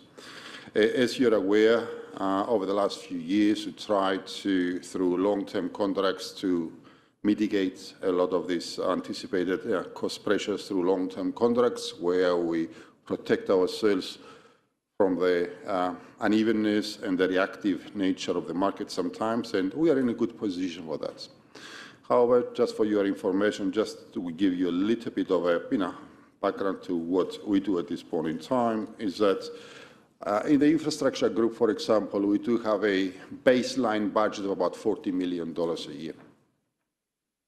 That comprises two parts. It's our operations maintenance, reactive and proactive maintenance work, about 50% of that, $20 million, and the other $20 million going to renewals, which renewals are also a form of maintenance. Those current contracts we've got in place, and they are long-term in nature, generally have an indexed adjustment on an annual basis. And those indexes are based on New Zealand statistics indices that comprise a number of things like sort of the cost of new structures, pipelines, earth moving, site works, irrigation and drainage, structure of metal products, reservoirs, and so on. It's about 8 core indices making the composite index for our pressures. Now, looking to the last 12 months, for example, those composite indices do have an average movement of about 15%. Now, on a $40 million baseline budget, 15% is about $6 million. Basically what we see is that a $40 million budget is eroded by $6 million. And therefore, we constantly look into the way we undertake these operations in order to mitigate these cost pressures. And a lot of these indices we've witnessed in the last 12 months will mainly manifest themselves in the next 12 months because the contracts got what they call a retrospective approach to it. So while it's quite important for elected members and the community at large to understand that, is that sometimes when we talk about rate increases, let's say of 5% for the next 12 months, it's also quite important to recognize that we are facing actual increases of about 15%. So that necessitates a careful and balanced approach to that, a reallocation of limited resources into areas where we are able to target the most imminent threats. I like to liken that to, with my staff, when I talk to them, is like in terms of proportionality. It is like we have one single bullet and we've got 50 targets to hit. Now, the challenge we have is to find the target to hit that presents the most imminent risk to us. And that happens all the time, every day. We're trading off renewals with reactive maintenance with proactive maintenance. Sometimes proactive maintenance extends the life expectancy of some of our assets and so on. And I think it's quite important for you and the community to recognize it is not an easy sail, through, setting the budgets a year before and navigating through these kind of challenges. The second theme I just wanted to bring your attention to is, and I think it's based on the storm event we had on the 30th of the month, a couple of days ago. For a number of reasons. One is that as a council, we do have a statutory responsibility to be ready for civil defence emergency. And coincidentally, the week before the storm, we undertook 2 civil defence exercises. I ran with my staff, about 70 council staff, a fake or mobilization of our emergency operations centre. We mobilized 70 of our staff and we played a scenario. Of course, this week we had the storm. This storm, it's still dealt, the frequency or the severity of the storm is still dealt by what I call the hydraulic modelling gigs. We're not entirely sure whether it's a 1 in 10 year or 1 in 20 year scenario. However, you will see from some of these photos here, how devastating such a storm would be.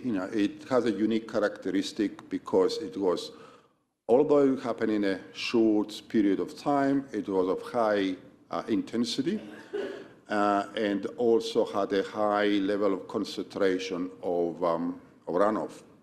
I'll give you a quick example. The storm that created the Nongodaha flooding in 2018 caused the rising of the Nongodaha stream at a rate of 2 centimeters every 5 minutes. This storm on Tuesday created a rising of the level of the Nongodaha stream at 7 centimeters every 5 minutes. Thankfully, it stopped half a meter below the embankment of Nongodaha stream, and we were able to, to mitigate or able to avoid, the same results we had, 4 years ago. Our team worked diligently, even after hours, and about a dozen of our council staff went and alerted the residents, gave them as much information as we could to be ready for that. And I'm very thankful to them for that, because that was outside of hours, and obviously they responded to that event. So I've got about 4 or 5 or 6 pictures here, and most of them are concentrated into the Pukehangi Plant Change 2 area. You could see the amount of stormwater, surface water generated from that storm, and that's water in front of you there is actually Pukehangi Road. This is a very revealing picture here. Because all that area in front of you, the green space, is space that over the next few years will be developed. There will be almost 800-900 houses in there too. Now, this is grassed area, and in theory, it's supposed to have a high absorption rate. However, even with a short duration storm like that, you can see the streams running from the top of the hills all the way into the area, and you can imagine that At the time, when you're going to have 800 or 900 houses there, the impermeable surfaces would be covering at least 50% of that area, and that means the amount of water you see in front of you will be double that amount there too. We often, and I'm sure you as elected members get complaints from land developers and from people who intend to develop that the council is too tight and too tough on requiring areas of greenfield development of this nature to be mitigated through stormwater management plans to compensate for this runoff. I often hear the expression, I'm owning this land for the last 20 years and I've never seen water running down the street. Well, obviously, some people's reality with the reality are not really connected. Now, that's again what you see, significant volumes of water gone across the streets, and also putting in danger safe access. And again, I remind you, this event is the highest to have been a 1 in 20 years. We are obligated by both national hazards mitigation and national standards for land development and risk mitigation to develop our systems and our regulations for land development to address a 1 in 100-year storm with climate-induced changes. Now, we might have different views on climate-induced changes.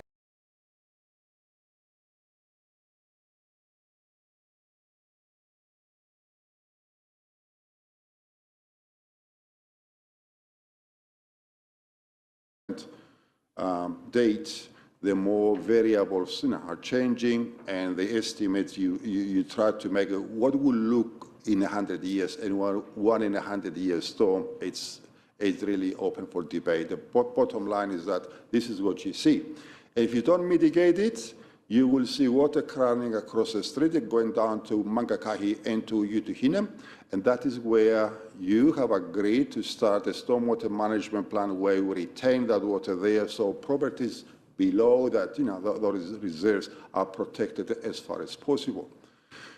And again, in the case of that particular Pukehangi site, I had a particular landowner some time ago telling me, now, it's no problem for my land, stormwater running off from my land has never endangered properties downstream from me. Well, that's the properties downstream for 1 in 10 or 1 in 20 years. You can imagine what will happen in 1 in 100 years.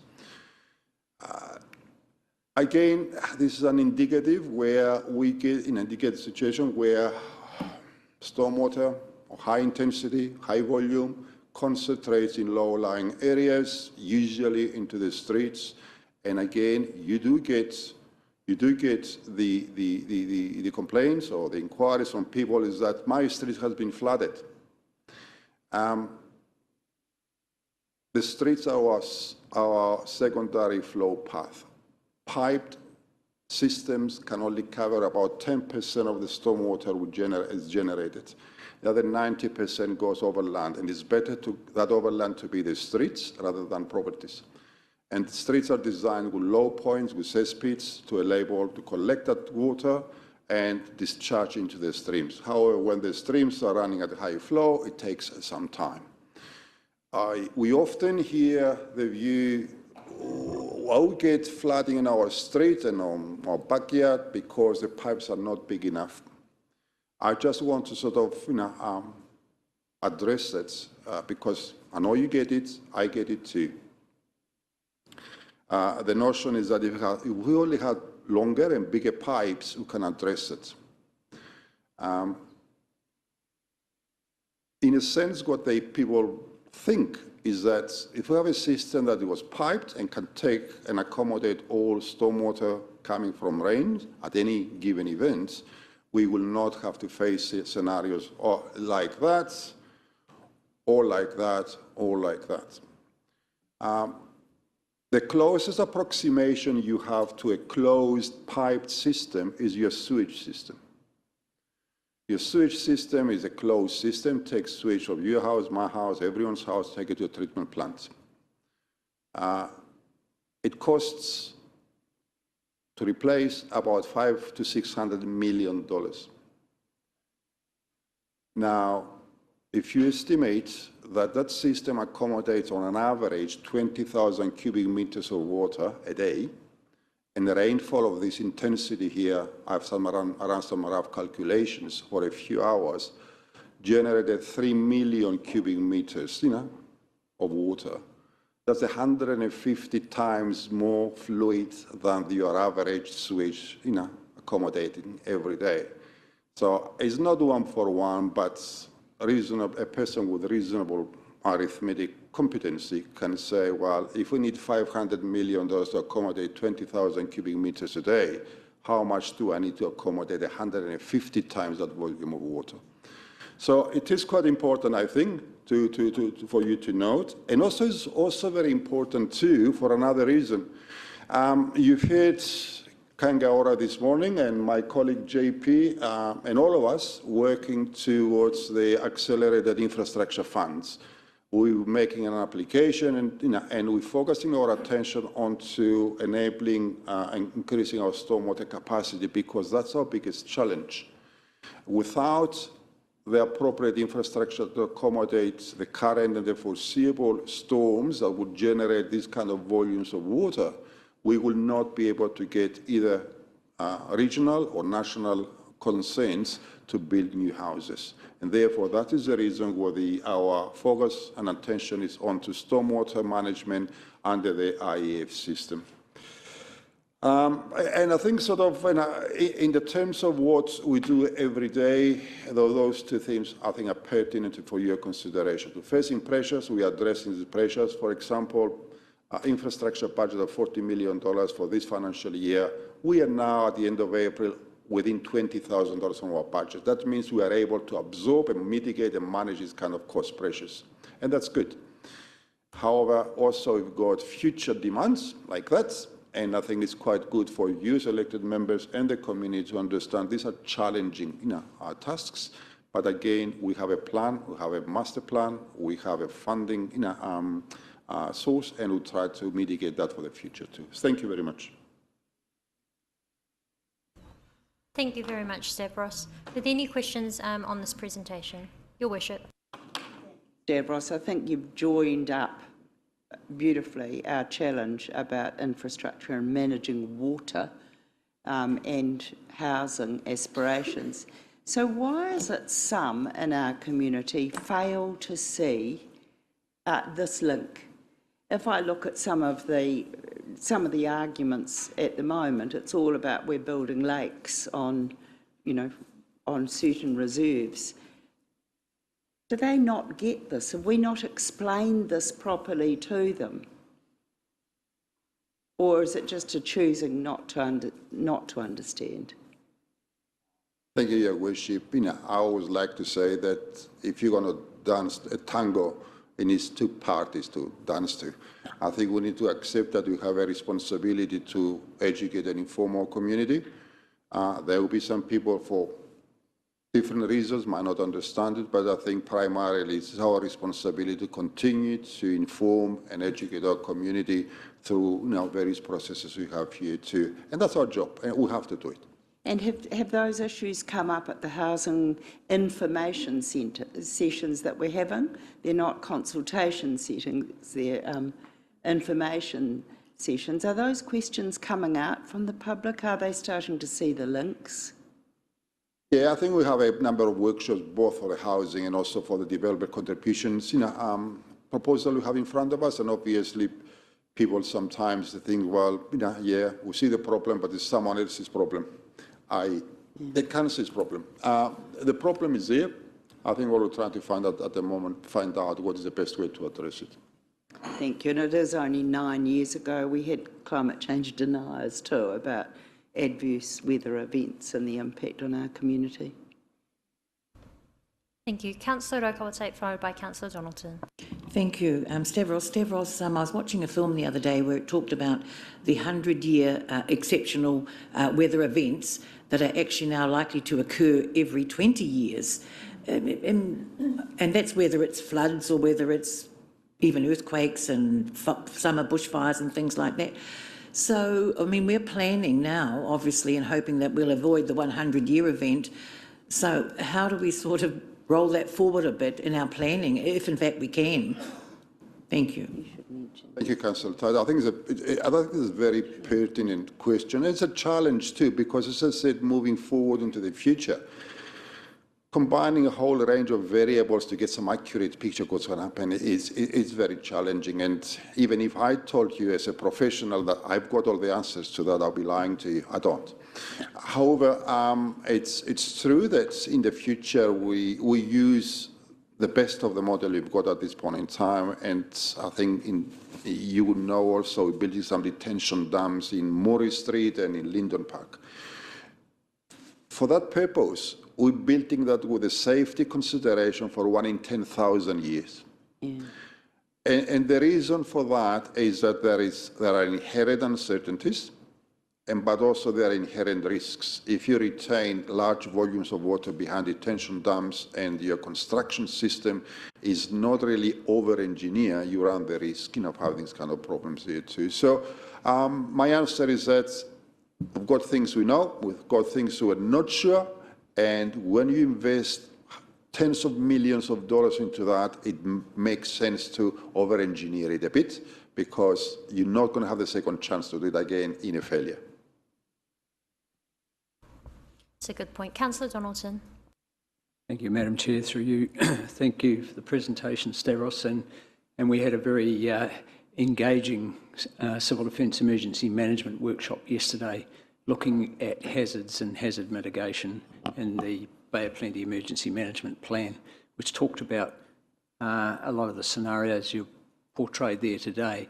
The picture you ended on, where you talked about future housing and 5 times that amount of water on a 1 in 20 year, but we have to build for a 1 in 100 year capacity.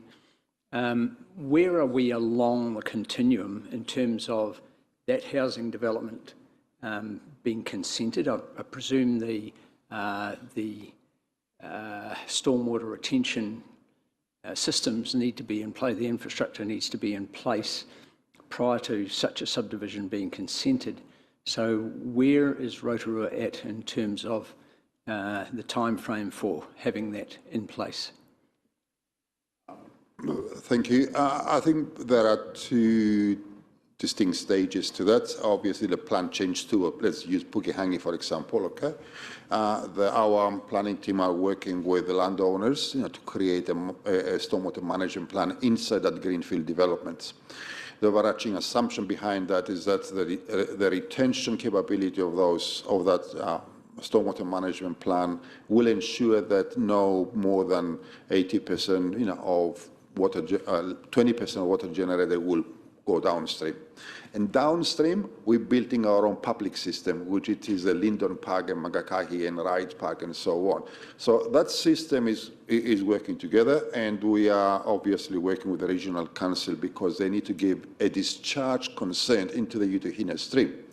As you know, the Utuhina stream is under capacity below a certain level, and what the regional council says, well, we don't want to permit you to discharge water that will make that under capacity worse than already it is. So I think we are in a good space. It's challenging because we have to use, as I said earlier, modeling, predicting the behavior of the system over the next 100 years.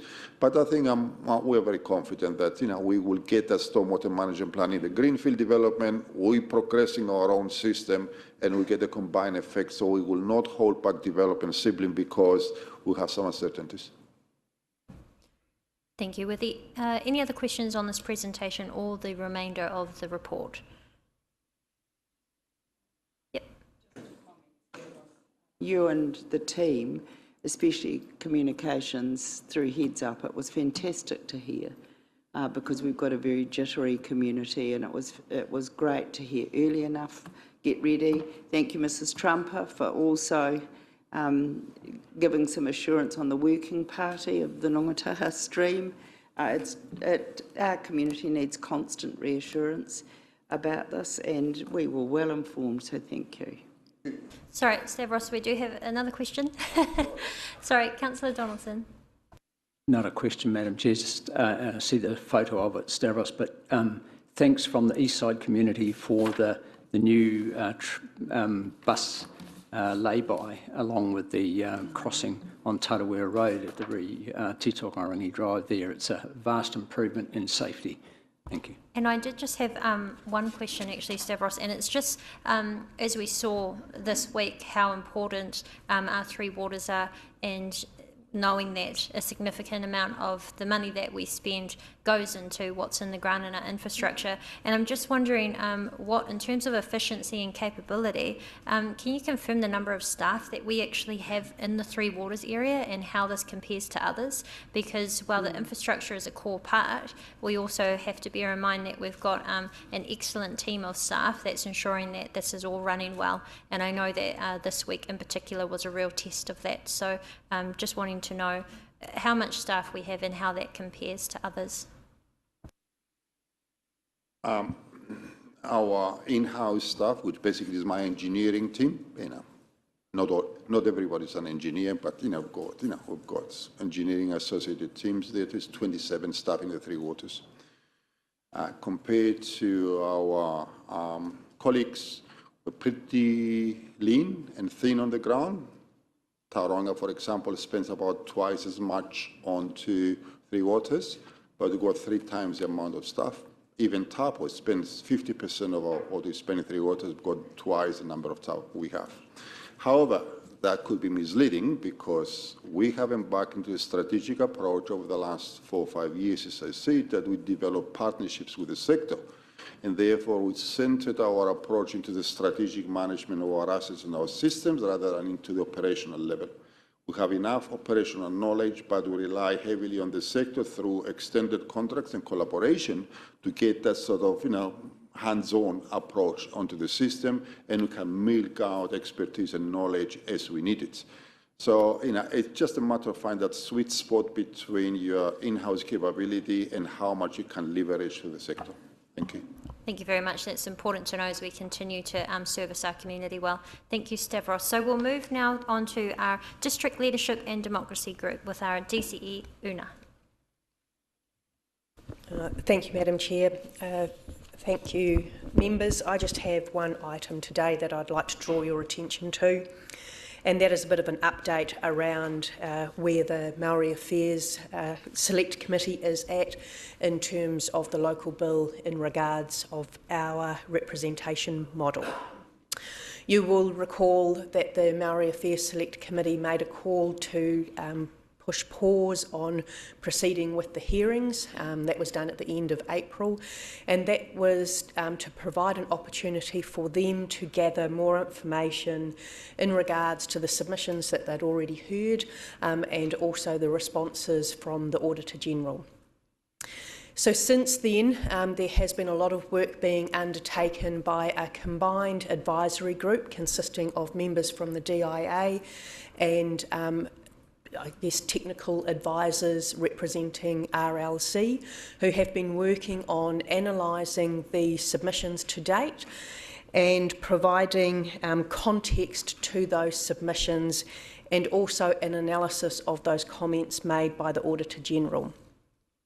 Earlier this week, the Maori Affairs Select Committee has received that report, so it is now in their hands, and they will be making that report publicly available. And so they have agreed with us and have said to us so that the community and everybody interested can easily get to view that report, that we will put that on our website as well for people to pursue in their time. So the question then is, where does that leave the Maori Affairs Select Committee at the moment? They are reviewing that report, and from that they will look to where they go to next. So we will be waiting notification from them as to where they go next, what their process might be and what their timings might be. So that's all from me today. Thank you. Thank you, Una. Were there any questions? There appear to be none. We go to Gina now, who I believe is online for our Te Aroha Partnership Group. Maybe?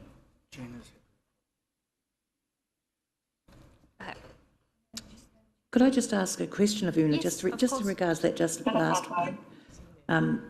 It was just, is there a time frame for coming back to, well, for the public and plus ourselves on what the Auditor General might think of the what do you call it, the expert group giving him that advice? Oh, sorry, the Attorney General. Sorry. Sorry, I had my sweatshirt on.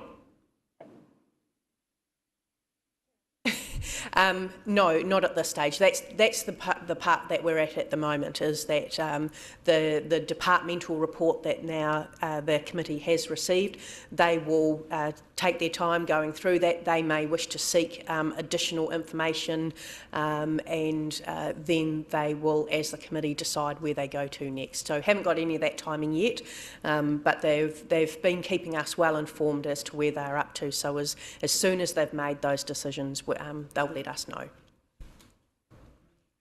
Thank you. Now, Gina, if you are there, we'll flick over to you. There have been some some internet difficulties as well, but we'll see how we go. Gina, over to you. I may have to turn off my video if it's not working.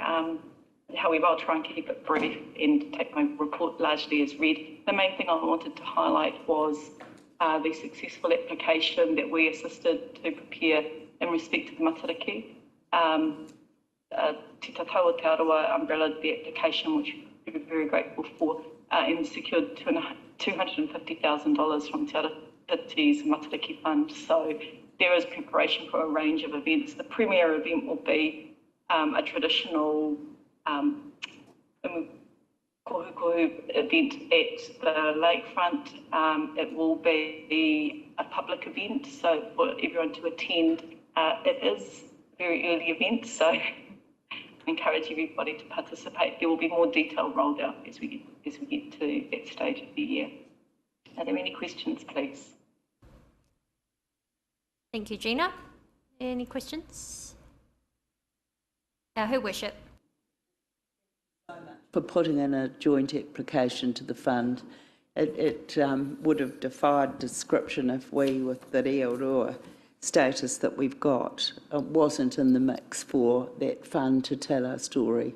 So well done, and that's a substantial amount to put on an event. Well done. Thank you, Gina. There appear to be no further questions. Well done. Thank you.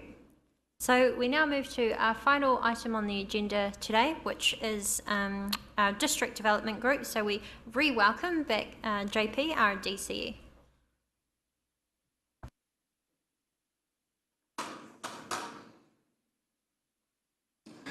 Afternoon, everyone, and obviously lucky last.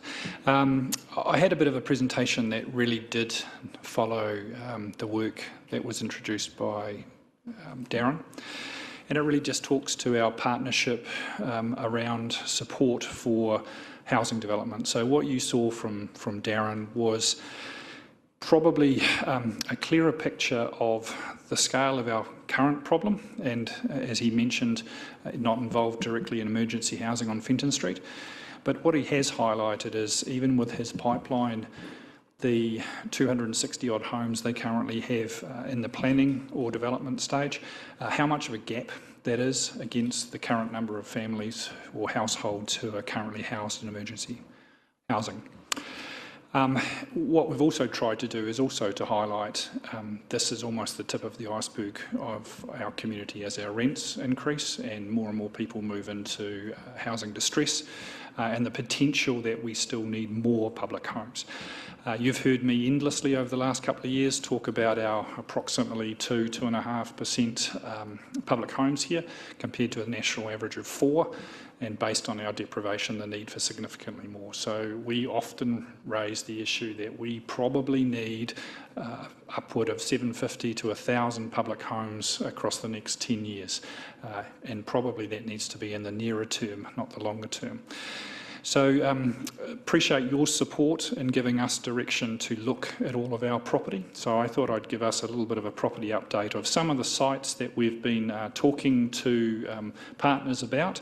And obviously a lot of the attention's honed in on the discussions we've had around the reserves. So really this does start looking at some of our other land holdings. So I just thought it was important to show you some of that work that has progressed. Now, Darren made the comment that often a lot of the areas of land in our city that haven't been developed in the past have not been developed for a reason. And that's often geotech, that's often hazards, that's often where it lies as far as drainage, low-lying, swampy locations, or there's some other factors that come into it, such as gifted reserves or some other history that's led to the sites not being used. So what I wanted to do is just traverse some of our land holdings. So as you are aware, and probably our public does not know, we've looked at all of Council's land holdings. So even with this slide, this is just a snip out of our geyser view. It does not show all of our property. This slide shows most of it, but there's certain blocks that still have different title pieces that don't show up in one snapshot. So that is most of our land, it's not all of our land.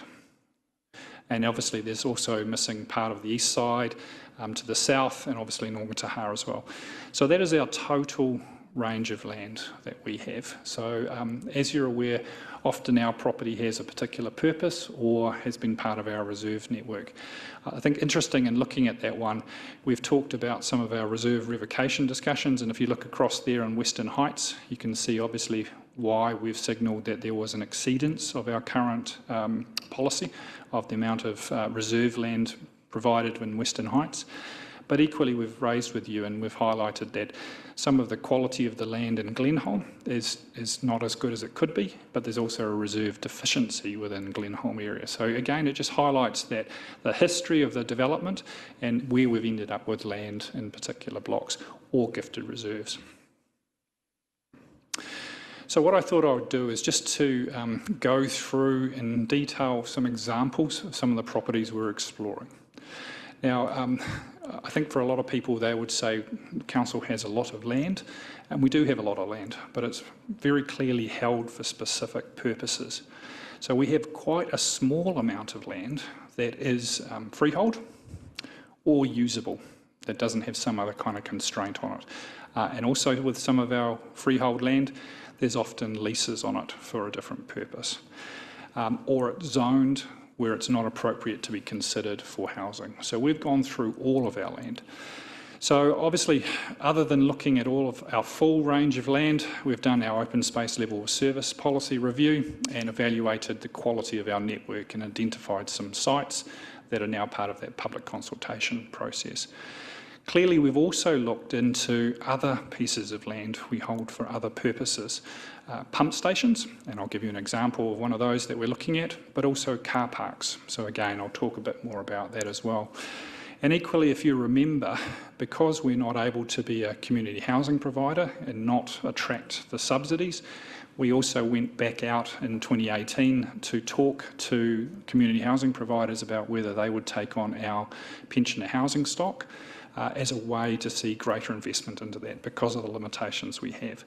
So we've gone through all of our land and current housing stock while we've identified options for development. So again, there is no single solution to the housing deficit we have. We've talked about our infrastructure investment. That will only take us so far. We've talked about medium density and enabling the market. That will only go so far. We also need the government and community housing providers to come forward to put more homes into our community. It's the only way we're going to see some sort of resolution in the medium term, and I don't say short term, medium term, of the critical housing deficit we have and the expression of that on Fenton Street. So, as I say, I've got a couple of examples I'll just go through, and it's probably easy just to show you the pictures, but really it highlights where on one site we're doing a small council subdivision. Where you have taken a decision in the past to sell a piece of property directly to Kāinga Ora, there's been some discussion around this table about whether that's appropriate, but basically we've been legoimed on a piece of land that we've already decided to sell directly to Kāinga Ora. So I'll just put that detail out there because it is being supplied now as an official information request. You've also added some additional scope to RED, or Rotorua NZ, to explore expressions of interest for our current 2 land holdings car parks within the CBD to try and stimulate some additional development and housing. I've mentioned the reserve revocation process, but equally we're still looking at some of our other potential sites, and as we've talked before, many of the sites we have in the city have significant constraints. So before we can start talking to anyone about whether there's any options for homes on those sites, it's good to understand whether there's any hazards or geotechnical limitations to the site's development. So I'll just touch on a couple of examples there. And equally, a lot of our land is also gifted reserves. So a change in status also results in a discussion with Pukeroa Orowhata Trust about a handback provisions. So another important step we have to address when we start looking at potential land.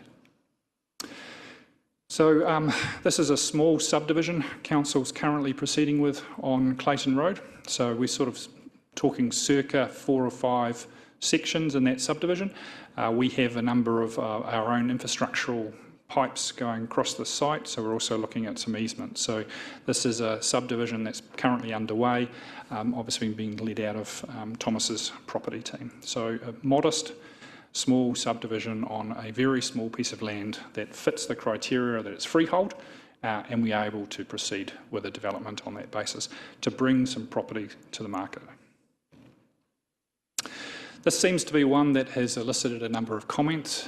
This is the Tatoki Reserve. So it was originally purchased a number of years ago. You can see it's been used for a range of purposes, mainly dumping soil and topsoil and things on it.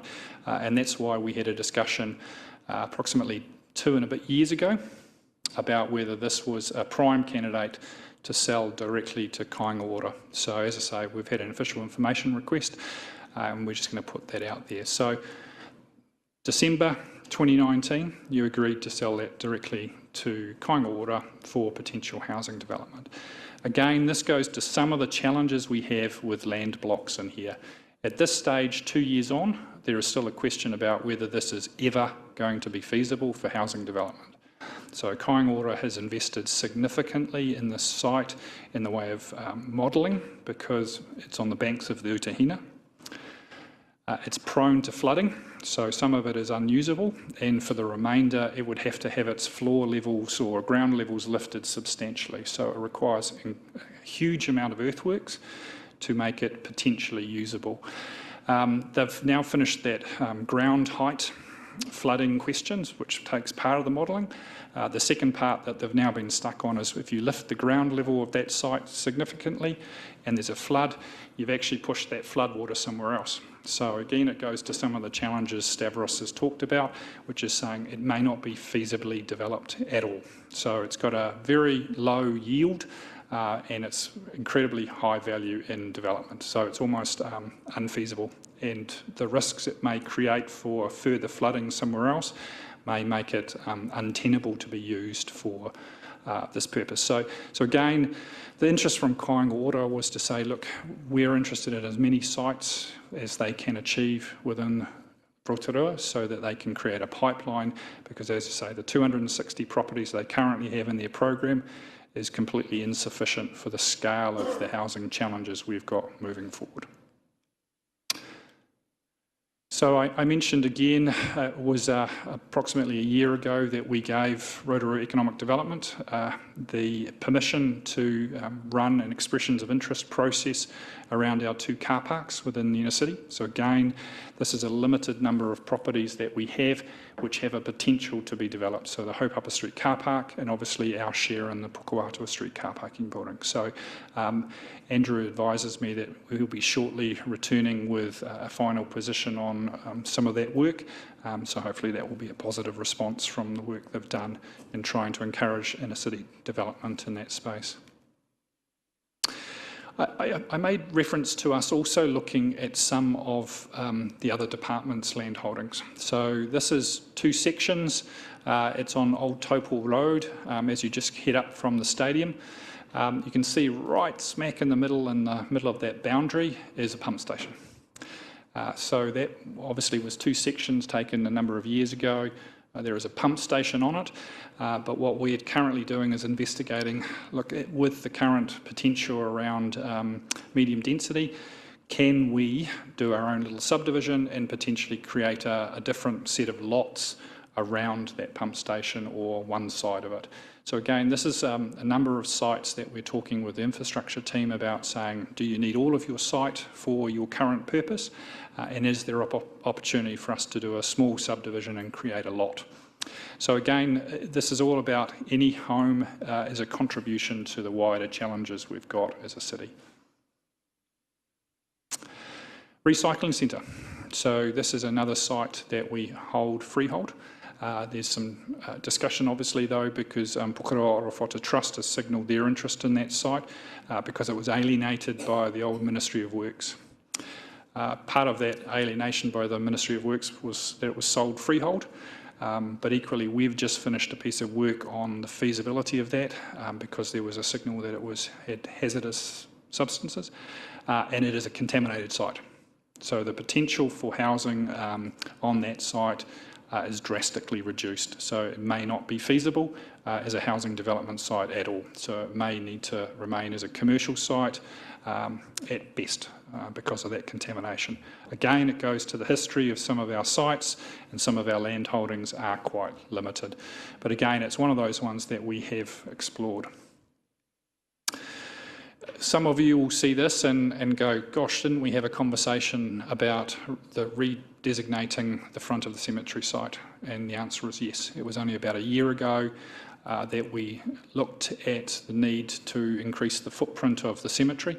But we've actually come back around to say, as we've trawled through our list of properties and said, look, is there a potential that maybe the answer there should not be cemetery site, and we should again look at a revocation and the potential of using that site for housing. So we've just finished a geotech report on that site, which says it's feasible.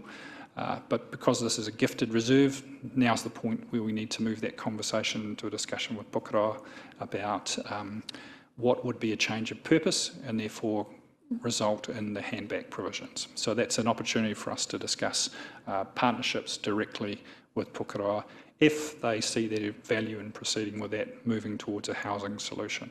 Again, councillors, one of the concerns we've got during this consultation we're currently having around the reserve revocation is why hasn't council looked at everything else? And we have, and we continue to explore the potential of all of the different sites that council holds. But as I said in the introduction, actually our choices are quite limited. And this goes to another example. So this is a piece of freehold land. It sits next to a road designation that skirts behind Waikiri Rugby Club. So whilst it's freehold, it's got some real challenges and it impacts directly onto the back of the Waikiri Rugby Club and requires clearly a close conversation with the rugby club. There was also the potential to talk to the developer who has worked on the development towards the south of that blue block. And so there were some options there to explore whether there were some additional outcomes that could be achieved, like a road through there or additional SIPTED improvements for the club. But again, it's part of that discussion we need to have. So some of these are not instant solutions. They do require some partnership conversations to be in place. So again, the community who says, hey, you don't need to be looking at this or that, there's plenty of other land. We're looking at all of our land, and there is not a lot. So that's really just the summary of what I just wanted to let you know, and really just for us to communicate out to our wider community.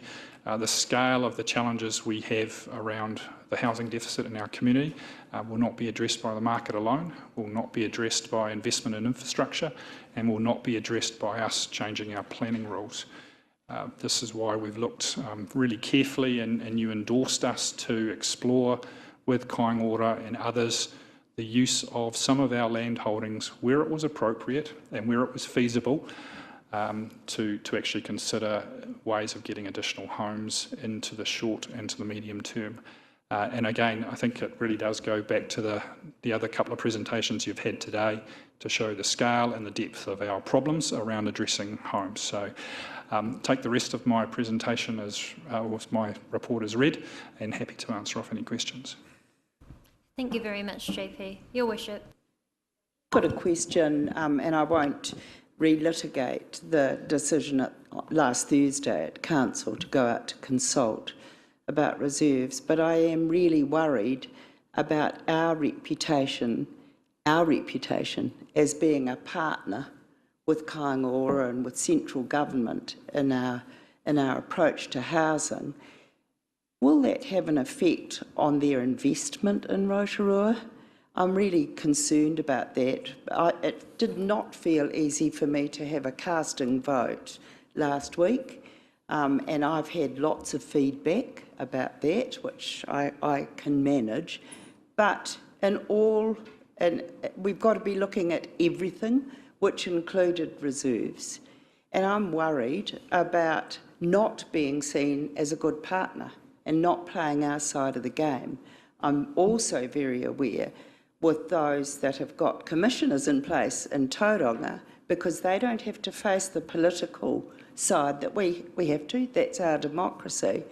But the investment in homes there looks a breeze compared to working with us as a very split over these decisions, which are huge about our need for housing. Have you had any feedback from the centre? I'm not sure how relevant some of those points are, but I'll ask the Chief Executive to respond to what is relevant to this Operations Committee. Thank you, through the Chair. Well, I think the important thing to note is that you haven't made a decision in the negative yet. You've only gone out with a decision to consult with those who are affected by a potential decision. So at this point in time, there is no issue with respect to the partnership. As to will this have an effect? Well, I think Darren Toy was very clear as to what his plea was that he made to you this morning, and the implication, I believe, of actually not listening or not responding is quite clear, that it will limit the number of homes that are ultimately built, and that's what Darren was saying, I believe, in his presentation. Thank you. And listening and responding is exactly what we're doing at the moment with the community consultation. So we do encourage people to put their feedback and submissions through our portal online, Kōrero Mai. Councillor Yates. Thank you, and through you, Madam Chair. Thank you, JP, for identifying 8 Te Toki Place, because that's been part of the misinformation out there. But my question is, what is the largest piece of council-owned land currently? I think you might have had them on your first slide, but I just want to know. I think from a freehold basis, and there's a currently leased area, which is the Springfield Golf Course. That's our largest freehold piece of land that council currently holds, because that's not part of a gifted reserves, but clearly there's a leased recreation activity across it. Thank you. Councillor Rokawate, followed by Councillor Donaldson. Thank you.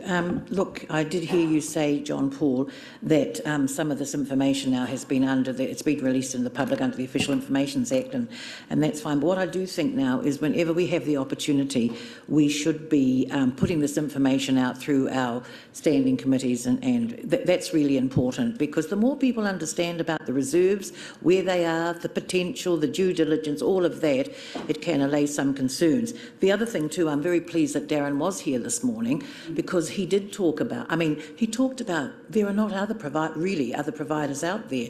There might be some small ones, and the margins are small. So, there's nobody going to be running, falling over themselves to put their hands up to build houses, social houses here in Rotorua. And so our community needs to know that as well. So when we're talking about going out to market, give me a break. Where's the market out there that's going to look after, put some effort into social housing? So, but the more of this discussion that we can have, out in our public sessions, I think the better, so that people can get a grasp of what the situation really is and then start to care about moving things on at pace. Thank you, Madam Chair. Thank you. Councillor Donaldson, followed by Councillor Kumar. Thank you, Madam Chair. Through you, JP, I was just interested in the comment on the cross-organisation working group considering options for the future of racing in the Bay of Plenty. So who's leading that work, and is it just focused on Bay of Plenty, or is it Bay of Plenty Waikato? Councillor, it's been kicked off through Tauranga City and the discussions that have been undertaken there. So they've engaged with Racing New Zealand, who have requested that a working group come together. Now that working group is Bay of Plenty focused, and an invitation was extended to Rotorua Lakes Council to participate, and also our local racing club. We've received a letter just today saying that our local racing club will not participate. But we've signalled that we will continue to participate. That meetings have not started yet of that group, and it is focused on the Bay of Plenty, not the Waikato. Okay. Councillor Kumar. Thank you, Madam Chair. Just along the housing lines, but on a different tangent, and if you can enlighten me. Auckland is a big beast, right? So they've worked with different models, maybe because they've got a unitary authority that deals solely with going upwards. Why are we not trying to go upwards? Is it because, one, we are trying to defy that slum mentality? Or is it because the authority at the moment, our RMA at the moment, does not approve us going upwards? We are releasing a plan change in mid-August. Now, the intention there is to change the building heights, not only in the CBD, but also to start looking at a high-density area around the CBD and along Fenton Street. So height limits are being changed, being proposed to be included within that, as are apartment sizes. You're also aware that we'd signed up to the medium-density residential standards, which enables up to 3 levels across the entire city. So from August, there will be an enablement to go higher and to increase the density. My recollection of a question directed to Darren Toy was, why don't you put more houses into those current areas? My understanding from Kaingoora is that that is part of the answer, but that is not the entire answer. They do believe that the previous model of placing all social housing in one area is not a model they wish to perpetuate or continue to double down on. Thank you. We'll go back to Councillor Yates and then a final question from Councillor Maxwell. Thank you for the indulgence, Madam Chair. But I was a little bit surprised to hear that it was Springfield. But JP, I'm just wondering, because it is still quite a hot topic in our community around Springfield, and there still is a lot of misinformation, and out of the workshop information series yesterday around housing, there was more conversation around that, and just following on from Stavros's today, can you perhaps give our council a little bit of assurance as to what's actually planned for, it might be both a Stavros and a you answer, but what's actually planned for that particular piece of land? If I repeat the answer I gave yesterday, and Stavros can add to that, he's obviously signalled that we applied to the Infrastructure Acceleration Fund. One of the things that had come into that is not only the increase in infrastructure and the movement of stormwater away from the central area filling into the Utahina, was also to look at the community detention and retention areas back up through the Mangakakahi and the Utahina streams. And we've signalled previously that whilst there'd been a conversation in the past about recreation use, the necessity based on the Regional Council's climate modelling was that we look first and foremost to our stormwater solutions at this stage. I was asked specifically yesterday in the housing information series. So what is the timing? Now, we still need to do work around modelling, which Stavros' team is commissioning and working on. There is also then the feasibility and design work and the certainty around the geotech of potential sites for community detention. Clearly, we've invested already into some works in Linton Park, but there is other sites that were being considered for community detention and retention, which really is intended to start addressing some of the photos you saw from the earlier presentation. So at this stage, I wasn't able to give any certainty or timing to those who asked about where that fits with regard to the golf course, but one of those things is that we need to do a significant amount of work, both modelling, feasibility and design, before we're in a position to really understand what the implications might be for all of our reserves. Thank you. And Councillor Maxwell. Thank you very much, JP, for all the information of many meetings and that you've given us.